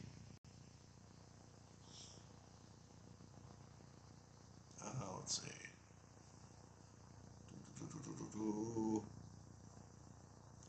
Alrighty. Well, let's see. Let me just do. Let me see. This is a tracks week here with a new track back on the circuit here. So let's go. Let's just do some track questions here, and then we'll wrap up. I know the air conditioning's kicking back on here in the background.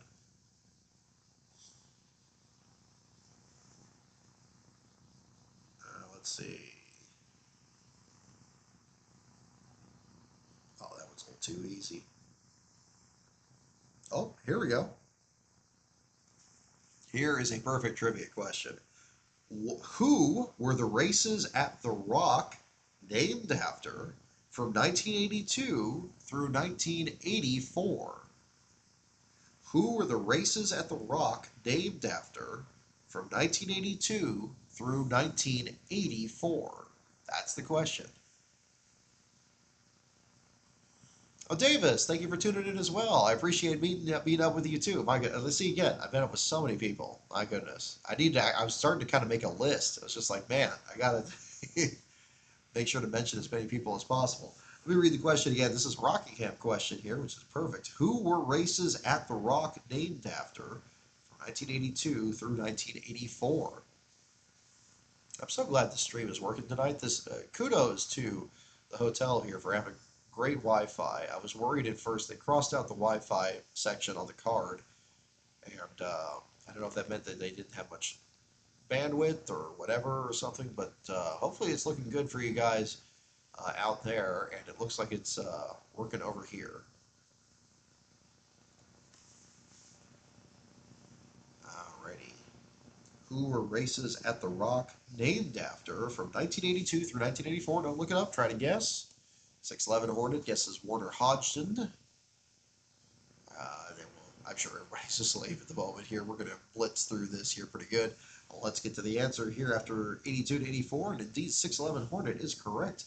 The answer is Warner Hodgson. There you go. We'll do one more question, then we'll wrap up here. It's been a long enough show here for you guys, but I appreciate you tuning in.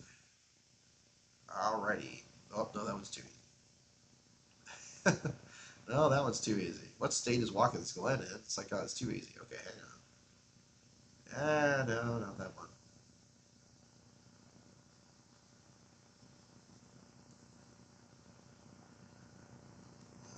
Okay, that's a good one too, but it's okay.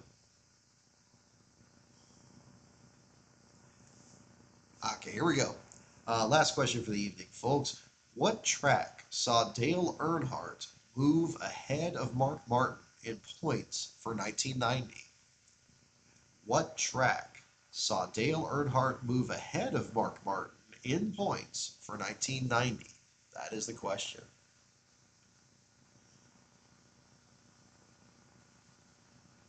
Alrighty.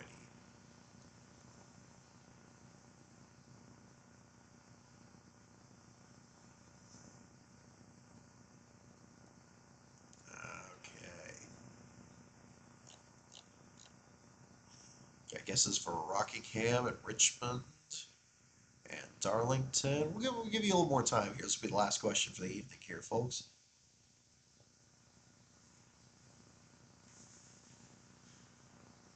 What track saw Dale Earnhardt move ahead of Mark Martin in points for 1990? Yeah, no idea. Yeah, no, it's tricky. It's a tricky one. I wanted a good question here to wrap up. I'm glad I did. Alrighty. Alright, here we go. Here's the answer. What track saw Dale Earnhardt move ahead of Mark Martin in points for 1990? The answer is Phoenix. Phoenix is the answer. Oh, can we pull it up here? There you go. Make sure we're back in focus there. There we go. Phoenix is the correct answer. I don't think anybody got that. Yeah, how about that? Back when it was the next to last race of the year.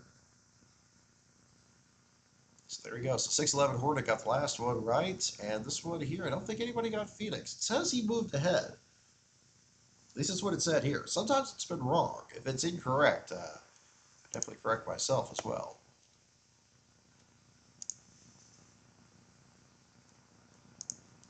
Let's see. Let me look here.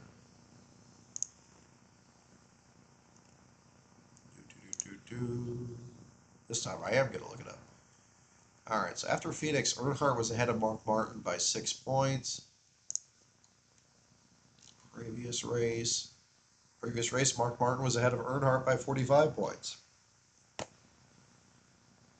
that previous race was Rockingham. How about that? Well, heck, that ties things together rather nicely. Let's see, Earnhardt.